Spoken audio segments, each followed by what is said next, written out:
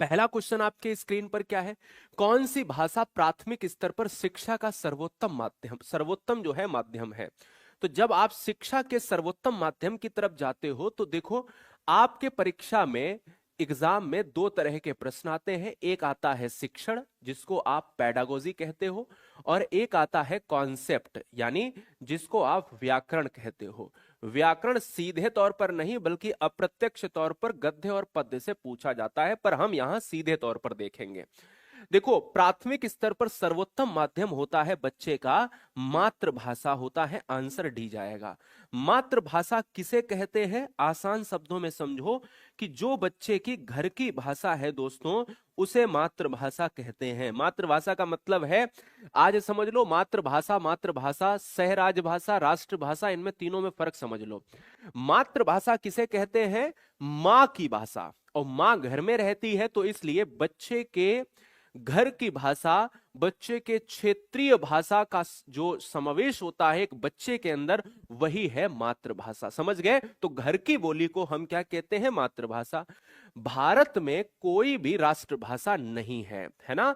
राष्ट्रभाषा यानी राष्ट्र की भाषा। भारत की राजभाषा जरूर है। तो राजभाषा, जो ऑफिशियल काम जितने भी गवर्नमेंट के होते हैं, वो राजभाषा हिंदी में होते हैं, ठीक है ना? उसे हम राजभाषा कहते हैं।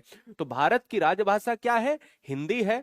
भारत में सहराजभाषा भी है, हाँ, सहराजभाषा भी है। भारत की सहराजभाषा अगर परीक्षा में पूछी जाए, क्या है? अंग्रेजी है। अगर राजभाषा हिंदी है तो किस आर्टिकल के तहत है? तो वो आर्टिकल है, अनुच्छेद है संविधान में 343 का एक, जो है ये क्या है? ये अनुच्छेद है। यह बात आपको दिमाग में बैठा लेनी है। दूसरी चीज, आपको अंग्रेजी का जो अनुच्छेद है, यह भी आपको ध्यान में रखना है कि अनुच्छेद अंग्रेजी का जो है वो 343 का 2 हो जाएगा। ये सारी चीजें हैं, ठीक है? तो आंसर फिलहाल डी हो जाएगा। अगला क्वेश्चन आता है, व्याकरण से ले लेता हूं। पहली बार ऐसी वीडियो ले रहा हूं जिसमें शिक्षण और व्याकरण दोनों ले रहे हैं। मैं बार बार इस चीज को रिपीट करूंगा कि शिक्षण डायरेक्ट एग्जाम में पूछा जाता है और व्याकरण अप्रत्यक्ष रूप से पूछा जाता है। जो पढ़ना तो पड़ेगा, नहीं तो क्वेश्चन गलत हो जाएगा, है ना? ठीक है, आज हाँ बहुत बढ़िया, अलग अलग लग रहा हूं, बहुत बाल छोटे करा लिए, एकदम से बड़ा मुझे लग रहा है कि अजीब लग रहा है मेरा चेहरा, पर कोई बात नहीं, है ना? जब आप शुरू शुरू में आ रहे, मैंने कहा मैं ही हूं क्या, है ना? बड़ा समस्या हो रही थी, मैंने कहा ठीक है यार, थोड़ा हल्का हो जाओ। नीलांबर शब्द में कौन सा समास है? प्यारे देखो, हिंदी में जब आप समास की बात करते हो तो समास का मतलब क्या होता है? समास का मतलब होता है संक्षिप्तीकरण या संक्षेप। समास के हिंदी में प्रकार कितने प्यारे होते हैं? हिंदी में प्रकार होते हैं आपके 6 होते हैं। और समास का जो विलोम होता है, इसको भी याद रखो, ये एग्जाम में भी पूछ लेता है। लोग समास का विग्रह मार देते हैं, उल्टा होता है। समास का जो विलोम होता है वो व्यास होता है, और संधि का विलोम होता है विग्रह होता है। इतनी बात ध्यान रखना, ठीक है ना? नीलांबर में कौन सा नीला है? अंबर, अर्थात क्या? कर्मधारय। कर्मधारय में क्या होता है? कर्मधारय में विशेषता का वर्णन होता है, यानी विशेष से पद प्रधान होता है, विशेषता बताई जाती है। यहां पर विशेषता का क्या मतलब है? यहां पर विशेषता है दोस्तों, ये बताता है कि जो अंबर है ना, अंबर, ये कैसा अंबर है? ये नीला अंबर है, इसलिए यहां डी ऑप्शन होगा। एक और व्याकरण के, 2 व्याकरण के क्वेश्चन लेंगे, फिर आते हैं पेडागोजी पे, जैसे दूसरा तीसरा व्याकरण का। रसराज किसे कहा जाता है? हिंदी में रसराज। हिंदी में रसराज कहा जाता है श्रृंगार रस को। श्रृंगार रस से 3 क्वेश्चन बनते हैं दोस्तों, याद रखियो क्या बनते हैं। एक तो हिंदी में रसराज कहा जाता है ना, श्रृंगार रस को।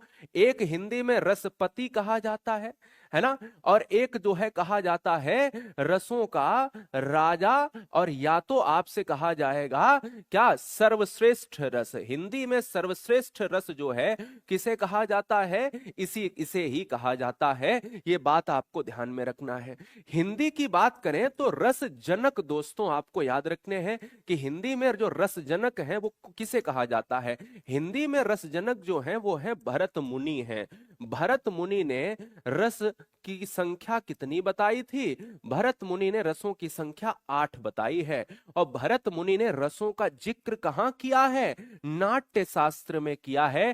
तो अगर परीक्षा में गलती से पूछ ले नाट्य शास्त्र किसकी पुस्तक है, तो भरत मुनि की। फिलहाल इतना जानो, ए हो जाएगा। आ जाओ तुरंत हम पेडागोजी पर आते हैं, है ना प्यारे। उड़ा देना है चैनल को, मैंने नहीं कहा सब्सक्राइब करो। अच्छा लगे, कॉन्सेप्ट एग्जाम क्रैक हो तो भैया कर लेना, क्योंकि मैं आपको दावे के साथ कह सकता हूं कि अगर मेरी 5 मैराथन आप देख लेते हो तो आपका एग्जाम आराम से क्रैक करा दूंगा। 5 मैराथन काफी, आपके 5 एक एक सब्जेक्ट की एक एक मैराथन, बस बने रहो। पूरी प्रैक्टिस करा दूंगा, पूरी चीजें दे दूंगा बहुत बढ़िया तरीके से। तो इस चैनल को सब्सक्राइब करने के साथ जो तुम्हारे मित्र तुमसे पूछें, तुम्हारा कोई परम सखा तुमसे पूछे, सखी पूछे, तो तुम उन्हें सजेस्ट भी कर देना, उन्हें शेयर भी कर देना कि धीरज द्विवेदी आपका भाई इंतजार कर रहा है। मुख्यतः हम मातृभाषा कैसे कब अर्जित करते हैं? तो मातृभाषा इसे सुनकर, है ना। अच्छा, दुनिया में सबसे ज्यादा क्या करते हैं बताओ? लिखना, पढ़ना, सुनना, बोलना। 4 में से बताओ क्या करते हैं सबसे ज्यादा? हम लिखते हैं क्या? नहीं। हम बोलते हैं क्या? नहीं। हम सुनते हैं। दुनिया में पक्षियों की आवाज से लेकर, मम्मी की गालियों से लेकर, पापा के जूतों की आवाज, है ना, जो बजने वाले होते हैं भाई, हर चीज की आवाज। तो इसका मतलब है कि भाई मैं सबसे, हम सब क्या, हम सब जो है चारों कौशल में सुनते ज्यादा हैं। मातृभाषा कैसे सीखी जाती है? मातृभाषा सुनकर ही सीखी जाती है। मातृभाषा किसे कहते हैं? घर की बोली को, या माँ की बोली को, या क्षेत्रीय भाषा को मातृभाषा। सिंपल सी चीज है, मातृभाषा या क्षेत्रीय भाषा में बच्चा सीखेगा। बात को समझ गए ना प्यारे? अगला क्वेश्चन आपके स्क्रीन पर है। व्याकरण सिखाने का कौन सा उपागम इस सिद्धांत को प्रोत्साहित करता है कि भाषा सीखना नियमों को सीखने से संबंधित है? बताओ, कमेंट करके बताओ आंसर क्या होगा। जवाब दो। मैं आपसे ये कहता हूं कि जब आप निगमन और आगमन में समस्या हो, तो देखो निगमन में क्या होता है? निगमन में नियम सीखे जाते हैं, है ना। नियम से हम कहां जाते हैं? उदाहरण की तरफ जाते हैं। यानी नियम से हम उदाहरण की तरफ जाते हैं, तो ये निगमन हुआ। और आगमन में क्या होता है? आगमन में जो है हम उदाहरण से जो है हम कहां जाते हैं? उदाहरण से हम नियम की तरफ, उल्टा होता है। तो क्वेश्चन क्या कह रहा है कि नियमों को सीखना, और नियम किसमें होते हैं? तो आंसर ए हो गया। जिसमें नियम का सीखना होता है उसमें हम निगमनात्मक, answer is option number A हो जाएगा भैया। अगला क्वेश्चन, कोई अध्यापक अपने शिक्षार्थी के कम अंक आने के कारण का पता किस प्रकार लगाएगा? बताओ, जीवन भर आपने जो है स्कूली शिक्षा ली, उसमें कक्षा 5 में आपको रोहित नाम का अध्यापक या रोहिणी नाम की अध्यापिका पढ़ा रही है। अब आपको पढ़ाया रोहित ने, रोहिणी ने, बहुत अच्छा, लेकिन समस्या ये हुआ कि जब रिजल्ट आपका आया तो रोहित और रोहिणी ने देखा कि आपके उस सब्जेक्ट में नंबर कम आए हैं। अब इसका पता रोहित रोहिणी कैसे लगाएंगी बताओ? निदानात्मक परीक्षण के द्वारा, निपुणता परीक्षण के द्वारा, उपलब्धि परीक्षण के द्वारा, अभिरुचि। तो यार निदानात्मक के लिए लगाएंगे। रीजन ये है कि डॉक्टर के पास जाओगे तो डॉक्टर ये नहीं कहेगा वाह कितनी अच्छी चोट है, कितना बढ़िया घाव है, ना भाई ना। तो इसका मतलब है पता लगाओ, निदान करो। डॉक्टर आपकी मलहम पट्टी करेगा ही करेगा, है ना, और सूखने के लिए घाव को दवा भी देगा। ये बात दिमाग में बैठा लो, आंसर ए जाएगा। अगला क्वेश्चन ये रहा, एक अध्यापक लेखन सिखाने के लिए समाचार पत्र की एक रिपोर्ट का उपयोग, यहां बहुत अच्छे से समझना, सीटेट का सबसे पावरफुल क्वेश्चन है ये, जरा ध्यान देने की बात कोशिश करना। इस वीडियो को ज्यादा से ज्यादा शेयर कर दो, कम से कम अच्छे लोग तो पढ़ पाए। समझ रहे हो ना? प्लीज आपसे रिक्वेस्ट है। मैं ये कहता हूं कि एक अध्यापक लेखन सिखाने के लिए समाचार पत्र की एक रिपोर्ट का उपयोग करती है। मैं ये कहता हूं कि एक टीचर है और क्लासरूम में टीचर क्या कर रही है कि जो बच्चों को लिखना सिखा रही है, लिखना सिखाने के लिए वो किसका यूज करती है? समाचार पत्र का, समाचार पत्र का यूज करती है। अब मुझे बताओ कि इस समाचार पत्र को किस सामग्री में रखोगे? देखो ये क्वेश्चन जो मैं बता रहा हूं बहुत हल्का नहीं है, लेकिन एक बार समझ लेना। जिन्होंने सी आंसर, देखो सारे बच्चे सी लगा रहे, लेकिन जिन्हें नहीं पता है वो समझ ले, सी आंसर हो जाएगा। प्रामाणिक सामग्री आपके सिलेबस में ये चीज है। प्रमाणिक सामग्री किसे कहेंगे? जैसे समाचार पत्र में कोई एड आया है और इसको हम शॉर्ट में लिख दे रहे हैं, या रेलवे टिकट। दोस्तों मेरी बात को समझ गए? रेलवे टिकट ये भी प्रमाणित है। रेलवे टिकट हुआ, समाचार पत्र हुआ, या फिर किसी का क्या है, किसी कोई राज्य सरकार के द्वारा, है ना, सरकार का क्या है, सरकार का कोई आदेश जारी हुआ है और कहीं भी जारी हुआ कोई रिपोर्ट है, समझ रहे हैं, तो उसे प्रमाणित कहा जाएगा, प्रमाणिक कहा जाएगा। तो प्रमाणिक सामग्री वो सामग्री है जो एग्जाम्पल में मैंने दिया है वही यूज कर रही है। तो इसलिए अच्छा बताओ, समाचार पत्र में कोई एड अगर सरकार दे रही तो बिना प्रमाण के तो नहीं देगी, इसलिए समाचार पत्र जो है प्रमाणिक सामग्री में ही आता है। अगला क्वेश्चन, आपकी कक्षा में एक दृष्टिबाधित विद्यार्थी है, एक भाषा शिक्षक के रूप में आप क्या करेंगे? एक बच्चा जिसको दिखाई ही नहीं देता, और जिसको दिखाई नहीं देता है उसको आपने पढ़ाना है, उसको आपने क्या करना है? पढ़ाना है। प्यारे, मेरी भाषा समझ आ रही है आपको? आप जिस भी स्टेट से हैं आप मेरी बात को समझो। मैं कह रहा हूं कि एक बच्चा है जो पूरी तरह से दिखाई नहीं देता, अब ये कहते हैं कि उसे आपको क्या करना है? पढ़ाना है भाई। अब ऑप्शन ये कहता है उस बालक के साथ सहानुभूति भरा व्यवहार करेंगे, ए, बालक को अन्य बच्चों की तुलना में निम्न स्तर के निष्पादन की छूट देंगे, सी, नियमित कक्षा कार्य में उसकी मदद करेंगे, उसके साथियों को मदद करने के लिए कहेंगे, और उस बालक के साथ सामान्य व्यवहार करेंगे तथा उसे श्रव्य सामग्री के द्वारा सहायता करेंगे। आप मुझे यह बताओ कि इस क्वेश्चन का अगर मुझे आंसर करना है तो हम किसकी तरफ जाएंगे? बहुत बढ़िया, क्या बात है, बहुत सुंदर। अच्छा ठीक है, व्याकरण वाला अभी अब लेते हैं व्याकरण, चिंता काहे कर रहे हो? व्याकरण लेंगे ना अभी, परेशान मत हो। चलो भाई, सर ऑप्शन नंबर सी हो जाएगा। अरे भाई मेरी बात सुनो, नियमित कक्षा में देखो यहां पर सी वाले विकल्प भी बहुत सारे हैं, पर इस क्वेश्चन में डी विकल्प सबसे बेस्ट होगा। हमें देखो यार, हमने ठेका नहीं लिया है कि बच्चे से कहें कि तुम यार उसे सिखाओ, सहपाठी की मदद नहीं यार, हमें मदद देने, देखो नियमित सामान्य व्यवहार करेंगे, नहीं तो उसे हीन भावना यार हो जाएगी।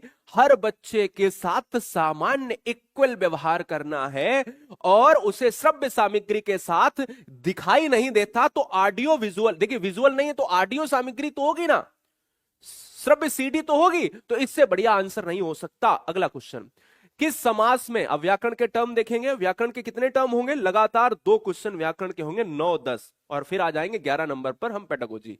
9 नंबर ये वाली चीज कैसी रही, जिससे देखो, जिससे व्याकरण वाला टर्म भी आपके क्लियर होते जाएंगे, कॉन्सेप्ट भी, और पेडागोजी ऑलरेडी हो ही रही है ना? बढ़िया रहा तो मुझे जरूर बताना इस वीडियो में किस समास में दोनों पद मिलाकर एक नया अर्थ प्रकट करते हैं। भैया देखो, तत्पुरुष समास में उत्तर पद प्रधान होता है, देखो यहीं पर कॉन्सेप्ट क्लियर, इसमें आपका विशेष्य पद प्रधान होता है, इसमें आपका उभय पद प्रधान होता है, इसमें आपका अन्य पद प्रधान होता है।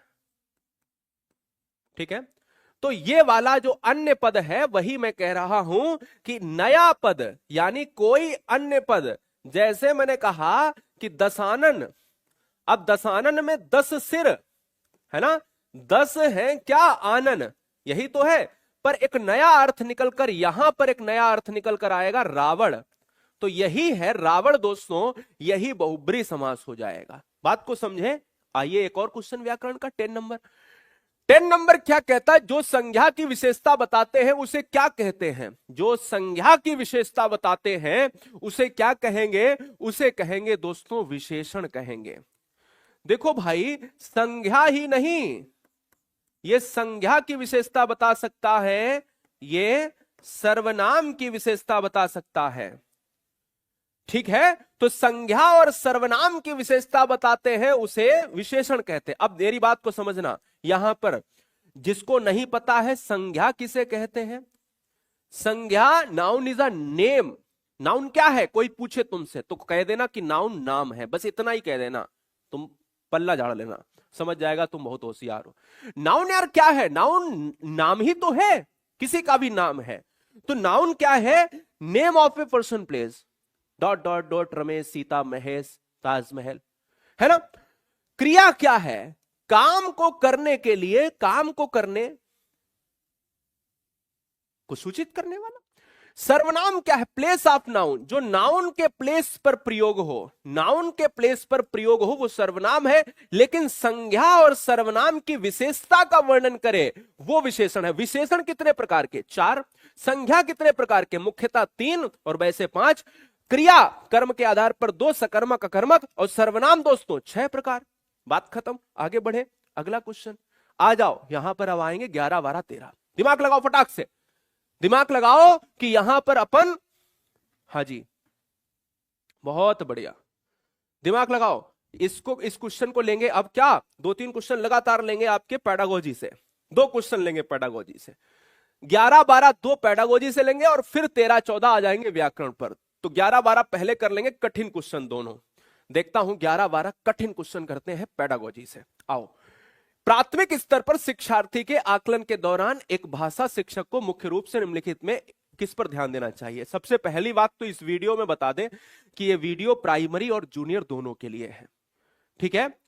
और जो प्राइमरी वाला होगा वो कहेगा अरे सर जूनियर, मेरी बात को समझो, प्राइमरी और जूनियर में सीडीपी और हिंदी वाला पार्ट सेम होता है और भाषा भी सेम पार्ट होता है, जो हिंदी, जो संस्कृत और इंग्लिश और जो उर्दू वगैरह होती है। तो 3 चीजें हमेशा 90 नंबर हमेशा सेम पैटर्न पर पढ़ने होते हैं। स्तर थोड़ा बढ़ जाता है, कभी कभी जूनियर का पेपर बहुत आसान आता है और प्राइमरी का पेपर कठिन हो जाता है। दोनों को ध्यान रखना है, दोनों में इतना सिलेबस सेम पढ़ना है, इससे अलग नहीं पढ़ना है। मैं आपको बता रहा हूं, नहीं तो कुछ भी करने लगो, ठीक है ना प्यारे। जरा देखो यहां पर, वहां उच्च प्राथमिक लिख देगा, कहीं प्राथमिक लिख देगा, कहीं कुछ भी नहीं लिखेगा। जरा देखना, शिक्षक को मुख्य रूप से निम्नलिखित में किस पर ध्यान देना चाहिए? औपचारिक साप्ताहिक परीक्षा और उसे प्रगति में दर्ज करना, एक अवधि के अंत में परीक्षा लेना जो उत्तीर्ण या अनुत्तीर्ण घोषित करने में सहायता करे, शिक्षार्थी के निष्पादन के बारे में विविध तरीके से जानकारी एकत्रित करना और उसे शिक्षार्थी एवं उनके माता पिता के साथ साझा करना, भाषा के अभ्यास में वृद्धि तथा विविधता लाने हेतु प्रतिदिन कक्षा कार्य गृह कार्य के रूप में, गृह कार्य निगेटिव होता है ना। औपचारिक साप्ताहिक प्रगति गलत, अनुत्तीर्ण घोषित गलत, सी ऑप्शन बड़ा ऑप्शन पॉजिटिव आंसर, है ना। तो इसलिए ऑप्शन नंबर सी से बढ़िया आंसर है नहीं प्यारे। एक और क्वेश्चन बढ़ा लूं, ये रहा। निम्नलिखित में कौन सा रंगीन चित्रों एवं बड़े अक्षरों से मुद्रित बड़ी पुस्तक के उपयोग के बारे में सही नहीं है? नहीं है, निगेटिव है। कहता है कि जैसे किताब है और वो बड़े बड़े अक्षर में लिखी है और रंगीन भी है, उस किताब के बारे में कौन सा सही नहीं है? यह एक ऐसा सृजनात्मक एवं कलात्मक अधिगम वातावरण प्रदान करती है जिसमें बच्चे अधिक प्रतिक्रिया देते हैं। यह एक ऐसा बाल केंद्रित वातावरण प्रदान करती है जिसमें अमूर्त संकल्पनाएं पठन चित्रों द्वारा सांकेतिक रूप से दर्शाया जाता है। यह साक्षरता अभ्यास के साथ साथ भाषा अर्जन के लिए संदर्भ प्राप्त करती है, प्रदान करती है। यह पाठ्यक्रम की पुस्तकों से अच्छी है तथा कक्षावार पाठक या विद्यार्थी के रूप में पाठ से जुड़े अभ्यासों से मुक्त है। जरा बताओ इस क्वेश्चन का राइट आंसर होगा तो होगा क्या? भाई मेरे, चित्र क्यों होते हैं बताओ। जैसे इसमें लिखा है बड़ी बड़ी बड़े बड़े अक्षर में और रंगीन चित्रों में। कोई मुझे एक सवाल का जवाब दे जो सीटेट में सबसे ज्यादा आता है, कि पाठ्य पुस्तक में चित्र आखिर होते क्यों हैं? कोई बताएगा मुझे? ये बहुत बार सीटेट में आया है, मैं आपको बता देना चाहता हूं कि पाठ्य पुस्तक में चित्र का मतलब यह होता है कि अमूर्त संकल्पनाओं को मूर्त संकल्पना में परिवर्तित करना। जो चीजें दिख नहीं रही हैं उसको चित्रों के साथ हम क्या सजीवता के साथ वर्णन कर पाए, तो अमूर्त संकल्पना को हम क्या करें, पटल पर रख पाए, है ना। तो चित्र हमेशा अमूर्त संकल्पना को क्लियर करते हैं। जैसे एक ऐसा सृजनात्मक कलात्मक अधिगम वातावरण प्रदान करते हैं जिसमें बच्चे अधिक प्रतिक्रिया देते हैं, ये तो सही है। हमें बताना कौन सा नहीं है। एक ऐसा बाल केंद्रित वातावरण प्रदान करते हैं जिसमें अमूर्त संकल्पनाएं पठन सामग्री चित्र द्वारा संकलित सांकेतिक रूप से दर्शाई जाती हैं, ये भी सही है। यह साक्षरता अभ्यास के साथ साथ भाषा अर्जन के लिए बिल्कुल सही बात है। आंसर डी जाएगा, यह पाठ्यक्रम की पुस्तकों से अच्छी हैं। ये कंपेयर कर रहा है, ये गलत है। कक्षावार पाठक या विद्यार्थी के रूप में पाठ से जुड़े अभ्यासों से मुक्त है, यहां भी गलत है। तो यार उससे अच्छी है, इससे अच्छी है, ऐसा बिल्कुल नहीं, इसलिए विकल्प हमारा डी जाएगा। क्लियर है ना? चलिए क्वेश्चन आ जाते हैं व्याकरण पर, जवाब दो। ठीक है, बहुत बढ़िया। नहीं, छोटे बच्चों को अनुमान लगाने में बिल्कुल नहीं, ऐसा कुछ नहीं है। बड़ी बड़ी किताबों को भी तो आप देखते हो, आप जैसे पीसीएस या आईएएस की किताबें देखते हो, उसमें भी तो चित्र का वर्णन होता है। तो ऐसा बिल्कुल नहीं है कि जैसे अभी किसी ने कहा, छात्र ने कहा कि भाई छोटे बच्चों को अनुमान लगाने के लिए, ऐसा नहीं है। अनुमान तो वो किसी भी एज तक लगा सकते हैं, अनुमान तो आप भी लगा सकते हैं, पर वो छोटे बच्चे जो है ना, वो गलत है ना? तो इसलिए याद रखना है कि जैसे मुझे आपको बताना है कि पठार क्या होता है, पर्वत क्या होता है, तो पठार मैंने ऊपर से फ्लैट कर दिया, हमने चित्र दिखा दिया, फिर हमने गर्त बताया, है ना, फिर हमने झील बताई। तो ये सारी चीजें, कुल कानन कुंडल मोर पखा उर्पे बनमाल विराजती है। क्या? कुल कानन कुंडल मोर पखा उर्पे बनमाल विराजती है, उर छाती पे, है ना, तो बनमाल विराजते है। तो इसका मतलब है कि भैया कि अगर वर्णों की आवृत्ति का, तो वर्णों की आवृत्ति होगी, अनुप्रास अलंकार होगा। अनुप्रास अलंकार का मतलब यह होता है कि वर्णों की आवृत्ति, वर्णों की क्या हो? आवृत्ति हो। दोस्तों अगला क्वेश्चन, आविर्भाव का विलोम क्या है? आविर्भाव का विलोम क्या होगा? देखिए, आविर्भाव का विलोम जो होता है वो तिरोभाव होता है। एक और मैं आपसे पूछता हूं, यह बताइएगा कि गौरव का विलोम क्या होता है? अगर दिए गए गद्यांश में गौरव शब्द का विलोम, ऐसे क्वेश्चन आता है ना सीटेट में, तो बताओ गौरव का विलोम क्या होता है? तो गौरव का जो विलोम होता है वो लाघव होता है। ठीक है, एक और प्रश्न यहीं पर पूछ लूं, ये बताओ कि क्या है, स्थावर का विलोम क्या होता है? बहुत बढ़िया, किसी ने बता भी दिया, मन में सोच भी लिया होगा। स्थावर का विलोम होता है जंगम। ठीक है, ऐसे ही आविर्भाव का क्या होता है? तिरोभाव होता है। आ जाओ पेडागोजी। श्रवण की सबसे उपयुक्त विशेषता क्या है? श्रवण की सबसे उपयुक्त विशेषता क्या है? श्रवण का मतलब क्या होता है? सुनना। अब यहां पर जान लो कि एक होता है सुनना, एक होता है बोलना, एक होता है लिखना। सुनना, बोलना, पढ़ना और लिखना, ऐसे समझो। तो यार क्या श्रवण की बढ़िया विशेषता है? मुख्य शब्दों द्वारा संप्रेषित किए गए अर्थ को समझना। ये 15 नंबर आसान नहीं है, इतने सारे क्वेश्चन करोगे लगभग 10% लोग ही इसका आंसर दे पाएंगे। 10% ही इसमें राइट आंसर होगा, 90% इस क्वेश्चन को आप गलत करेंगे। ठीक है ना? मुख्य शब्दों द्वारा संप्रेषित किए गए अर्थ को समझना, वाक्य संरचना के संदर्भ में शब्दों को कोशगत अर्थ ग्रहण करना, शब्दों का को लिंग वचन कारक आदि में बदलकर उनके सही रूप का प्रयोग करना, अपरिचित शब्द के अर्थ के अनुमान लगाना। देखो, श्रवण की मुख्य विशेषता कान से है, तो यहां पर कान का मतलब नहीं समझ आया। यहां पर लिंग वचन नॉर्मल सी बात है, जिसे सुनाई नहीं देता है वो भी प्रयोग कर सकता है, जिसे सुनाई नहीं देता वो भी प्रयोग कर सकता है।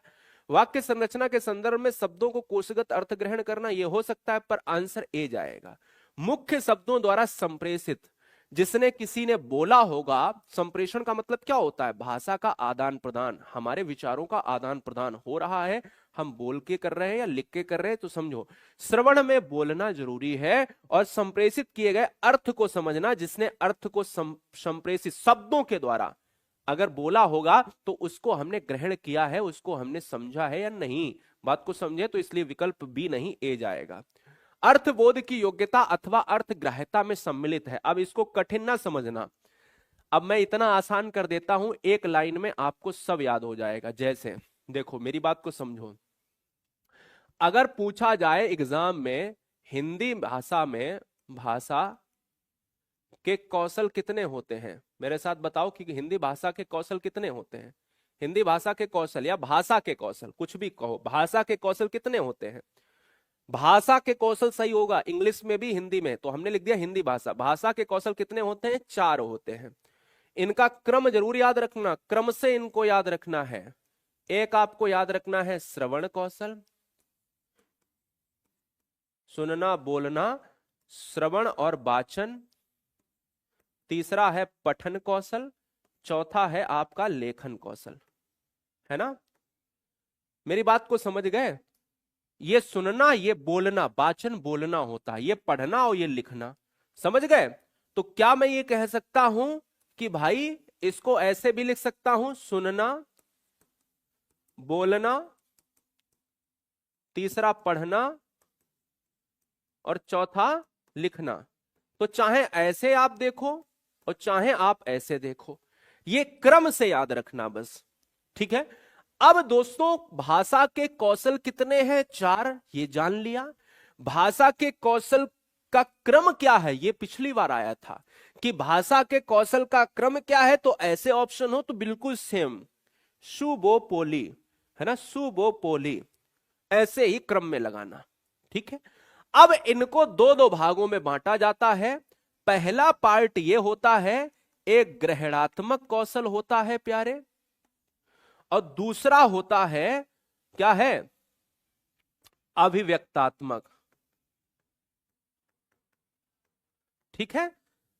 4 कौशल में दो दो भैया क्या बट जाते हैं। ग्रहणात्मक का मतलब होता है इन चारों में हम ग्रहण क्या करते हैं। तो ग्रहण क्या करेंगे बताओ? सुनना, बोलना, पढ़ना, लिखना में क्या ग्रहण करेंगे तुम बताओ? यही पूछ रहा है। अर्थग्राह्यता, अर्थग्राह्यता का मतलब है ग्रहण। तो बताओ क्या ग्रहण करोगे यार? चीजों को सुनोगे। किसी ने गाली तुमको दी तो यार तुम मम्मी की गाली सुनोगे नहीं क्या? हाँ, तो मम्मी की गाली प्यार से तुमने सुनी, है ना? मेरी एकदम से, मेरी बात को समझो, पापा का एकदम झापड़ कनपट्टी पे बैठा, एकदम तुमने एकदम से प्यार से उसको लिया, तो इसका मतलब है यहां पर उसका मतलब नहीं है, लेकिन लिया ना, उसकी प्रतिक्रिया नहीं कर सकते तुम। पर मेरी बात को समझो, सुनना का मतलब होता है कि ग्रहण, ये ग्रहण किया। बोलना, बोलना मतलब तुमने, जैसे तुम्हारे मित्र ने गाली दी और तुमने फिर उसको गरिया दिया, तो इसका मतलब यह है भाई, देखो देसी भाषा में पढ़ाने का मतलब है कि तुम समझ जाओ।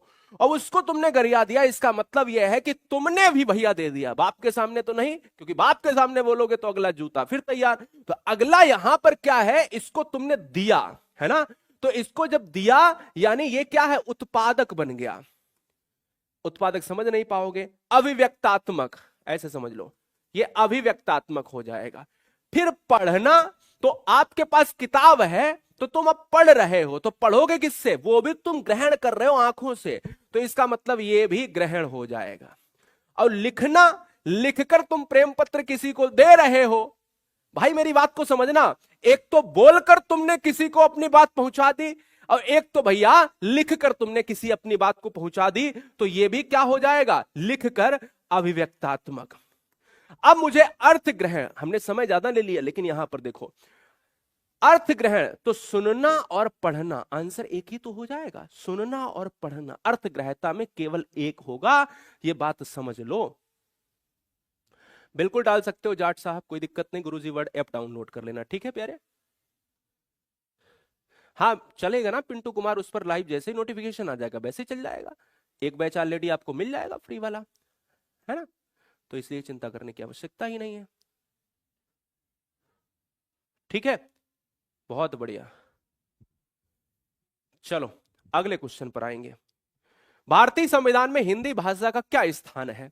भारतीय संविधान में हिंदी भाषा का जो स्थान है उसको हम क्या करेंगे? बोलो, कमेंट करके बताओ। हाँ जी, बहुत सुंदर, बहुत सुंदर, बहुत बढ़िया, बहुत बढ़िया। चलो, भारतीय संविधान में अभी बताया ऑफिशियल लैंग्वेज कहा जाता है। आर्टिकल 343 का 1 ये कहता है कि भारत में राजभाषा है, राजभाषा हिंदी है। भारत में राजभाषा क्या है? हिंदी है। और इसको हमने संविधान में, कब हमने लिया है? संविधान में 14 सितंबर 1949 को हमने लिया। ठीक है। सह राजभाषा क्या बताई थी मैंने? ये द्वितीय राजभाषा है, अंग्रेजी है। अनुच्छेद क्या मैंने बताया था? 343 का 2। बात को समझ लेना, यहीं पर खत्म करता हूं इसको। यहां अगला, बच्चों की मौखिक भाषा को विकसित करने में सहायता करने के लिए उनसे बातचीत करने का एक महत्वपूर्ण घटक है। एक महत्वपूर्ण घटक है, बताओ। एक महत्वपूर्ण घटक है, क्या है? एक महत्वपूर्ण घटक है दोस्तों, प्रक्रिया लेखन उपागम, गहन पठन, उत्पाद लेखन उपागम, प्रारंभिक साक्षरता। तो यार देखो, मौखिक भाषा को विकसित करने में सहायता करने के लिए उनसे बातचीत करना एक प्रारंभिक साक्षरता है। शुरुआती दौर की साक्षरता ही प्रारंभिक साक्षरता है, इस बात को ध्यान में रखना है। क्लियर है? चलो अगला, भाषा अधिगम में बोधगम्य निवेश का अर्थ क्या है? ये भी क्वेश्चन आया था मजेदार। इसके बाद लूंगा 2 क्वेश्चन लगातार, 2 क्वेश्चन लूंगा दोस्तों लगातार आपके व्याकरण के। आ जाओ जरा जवाब दो। कहते हैं कि भाषा अधिगम में बोधगम्य निवेश का क्या अर्थ है? बच्चों को ऐसी भाषाई अवसर उपलब्ध कराना जो उनकी भाषा के स्तर के ऊपर है, बच्चों को लक्ष्य भाषा के अधिकतम अवसर उपलब्ध कराना, कहानी सुनाने के माध्यम से भाषा को रोचक बनाना, कक्षा की दीवारों पर बच्चों की रचनाएं प्रदर्शित करना। देखो यार, बोधगम्य की जब हम बात करते हैं तो हम क्या लगा सकते हैं? अब देखो यहां पर जो रचनाएं दिया है, क्या प्यारे, यहां पर जो रचनाएं दिया है, क्या हम इसको ले सकते हैं? आप ही बताओ। हाँ हाँ, करा देंगे करा देंगे, एकदम से उसके लिए परेशान मत हुआ करो, ठीक है। तो बोधगम्य निवेश के लिए हम दीवारों पर रचनाओं की बात नहीं कर सकते, हम रोचक बना सकते हैं पर कहानी के माध्यम से, या बच्चों को ऐसे भाषिक उपलब्ध। बोधगम्य निवेश का मतलब है कि ऐसे भाषा के अवसर भी उपलब्ध कराओ, सी नहीं होगा यहां, देखो ध्यान से। अधिकतम अवसर उपलब्ध कराना, लक्ष्य भाषा नहीं, भाषाई अवसर उपलब्ध कराना जो उनकी भाषा के से एक स्तर ऊपर है। अब मेरी बात को समझना, यहां पर क्यों ऑप्शन नंबर ए, ये ए नंबर जो लगाया है वो आयोग का आंसर है, पहले ही बताया था, ठीक है। तो इसमें क्या है, इसमें दोस्तों विवाद उत्पन्न हो जाता है, और आंसर जो है इस क्वेश्चन में अवसर उपलब्ध लगाने का आंसर है पॉजिटिव आंसर, जो सबसे सटीक आंसर माना जाता है। तो दोनों कम से कम एक पेपर में लगभग 2 क्वेश्चन ऐसे होते हैं एक स्टेटमेंट, जैसे सी टेट में 30 क्वेश्चन है तो इसमें 2 क्वेश्चन ऐसे होंगे या एक क्वेश्चन ऐसा होगा जो विवाद में रहता ही रहता। ऐसे ही हिंदी में 2 क्वेश्चन या 3 क्वेश्चन या 1 क्वेश्चन, तो इसलिए दोनों क्वेश्चन को बहुत अच्छे से बता दिया है कि कौन सा क्वेश्चन ऑप्शन होना चाहिए और कौन सा आयोग के अनुसार दिया गया है। तरन तनुजा तट तमाल तरवर बहुछाए में कौन सा? जहां पर वर्ण की आवृत्ति बार बार होती है वहां पर हमारा अनुप्रास होता है, जहां पर तुलना होती है वहां पर उपमा होता है, जहां पर चीजों को बढ़ा चढ़ाकर कहा जाता है वहां अतिशयोक्ति, और जहां पर उस चीज को वही बता दिया जाए वहां पर रूपक होता है। बात को समझ गए? इसलिए आपको ध्यान में रखना है, ठीक है। अगले कॉन्सेप्ट पर बढ़े प्यारे। अगला कॉन्सेप्ट ये रहा, अमर का विलोम शब्द क्या है? देखो, अमर का विलोम शब्द मैंने लिया है, ये नॉर्मल मत समझो, ये बहुत आसान भी है, पर लेने का मतलब सिर्फ ये है कि अमर के लिए लोग डायरेक्ट ऑप्शन बी लगा देंगे, पर अमर का ऑप्शन नंबर बी होगा ही नहीं। रीजन है कि अमर का होता है मृत्यु, और वो कौन सा वाला? ये वाला। जीवन का मृत्यु हो सकता है, जीवन का मरण हो सकता है, पर मृत्यु तो नहीं हो सकता। तो अमर के लिए ऑप्शन नंबर केवल ए ही लगाना, इसलिए 3 वर्णों का एक छोटा सा शब्द मैंने लिया, जो मैक्सिमम लोगों ने यहां गलत किया। आ जाओ 22 नंबर, एक कथन और कारण से प्रश्न करते हैं। निम्नलिखित कथन को पढ़िए तथा समग्र भाषा उपागम के संदर्भ में सही को चुनिए। समग्र भाषा का मतलब है कि चीजों की बारीकियों को समझना। बड़ी कक्षाओं की तरफ आप उन्मुख हो रहे हो, जैसे आप व्याकरण को पढ़ रहे हो तो व्याकरण के छोटे छोटे टर्म को भी जानना, उनको तोड़ तोड़ कर। व्याकरण की के साथ साहित्य को भी पढ़ना समग्र उपागम में आता है। भाषा के ऊपरी स्तर की बात करते हैं। समग्र भाषा उपागम बच्चे की बनाई वर्तनियों के प्रयोग को प्रोत्साहित करता है, बिल्कुल सही बात है। समग्र भाषा उपागम में बच्चे पढ़ना सीखने के लिए वर्ण तथा ध्वनियों से आरंभ करते हैं। समग्र भाषा उपागम रचनावाद पर आधारित है, बिल्कुल सही बात है। मैंने कहा समग्र भाषा में चीजों की बारीकियां समझना, इसका मतलब है बी विकल्प गलत हो जाएगा। ए सी सही है और बी गलत है। रीजन ये है कि बी कह रहा है कि वर्ण तथा ध्वनियों से, तो ये प्रारंभिक हो गई ना। बात को समझना मेरी बात, यहां डी ऑप्शन सी ऑप्शन सारे दे रहे हैं, पर यार दिमाग लगाओ ना। मैं कह रहा हूं समग्र भाषा का मतलब है अब हम चीजों की बारीकियां पढ़ेंगे, और बारीकियां जब पढ़ेंगे तो कैसे, जब हमें प्रारंभिक साक्षरता पता होगी। बोलो क्लियर है ना? हाँ चलो, समझ गए ना प्यारे? ये बात आपको ध्यान में रखनी है। 23 नंबर, सज्जन शब्द का सही संधि विच्छेद। दिए गए गद्यांश में इस शब्द का संधि विच्छेद बताओ। आता नहीं है, सत धन जन आता है, इसलिए विकल्प जाएगा सी के साथ। सज्जन में संधि जो है वो कौन सी संधि होगी? व्यंजन संधि। ठीक है, एक आपका है स्वर, एक है व्यंजन, और एक है आपका विसर्ग। ठीक है, अगला, शिक्षार्थी क्या करती है उस उदाहरण को पढ़ें और उदाहरण से मेल खाती हुई युक्ति का चयन कीजिए। यदि मुझे किसी का अर्थ समझ में नहीं आता तो मैं देखने का प्रयास करती हूं। ये आपको इस लाइन को पढ़ना है, जरा देखो, इसको पढ़ने के लिए बोल रहा, इस लाइन को पढ़ो। यदि मुझे किसी का अर्थ समझ में नहीं आता है तो मैं देखने का प्रयास करती हूं, इसका मतलब क्या है? इसको यहां पर किस ऑप्शन के तरफ लगाओगे आप, जरा बताओ, चुटकी में आंसर देना है। शिक्षार्थी क्या करती है, उस उदाहरण को पढ़ें और उदाहरण से मेल खाती हुई युक्ति का चयन करो। अब शिक्षार्थी जो कर रही है इसको जरा ध्यान दो, इसके आधार पर इस क्वेश्चन का आंसर करो। तो एक जो है क्या है, कहती यदि मुझे किसी का अर्थ समझ में नहीं आ रहा तो फिर मैं देखने का प्रयास, जैसे किसी को नहीं आ रहा तो वो उत्तर माला देख लेता था, याद आया अपने समय, तो उत्तर माला देख लेता, तो क्या भाई, संदर्भ सामग्री की मदद लेना, अभ्यास के लिए अवसरों का प्रयोग करना, मस्तिष्क की भ्रमित स्थिति विन्यास पर ध्यान देना। भाई देखो आंसर ए जाएगा। हम मदद ले रहे हैं, उससे जुड़ी सामग्री का अगर मैं हेल्प ले रही हूं या ले रहा हूं तो इससे बड़ी चीज क्या, इससे बढ़िया ऑप्शन ही नहीं है। अभ्यास के लिए अवसर का प्रयोग करना, देखो कितनी मूर्खता का काम कर रहे हो तुम लोग। बड़ा देख रहे हो कि हाँ सर इसमें कुछ है ना, ये हो सकता है, खुल्ला सिमसिम वाला आंसर लगा देते हो यार। आंसर ए भी हो सकता है कि जब कह रहा है कि अगर समझ नहीं आता तो मैं देखने का प्रयास कर रही हूं, तो इसका मतलब है समझ नहीं आया तो मैंने मदद ले ली, तो मैंने क्या गलत करा है ना, तो इसका मतलब है कि बी ऑप्शन गलत हो गया।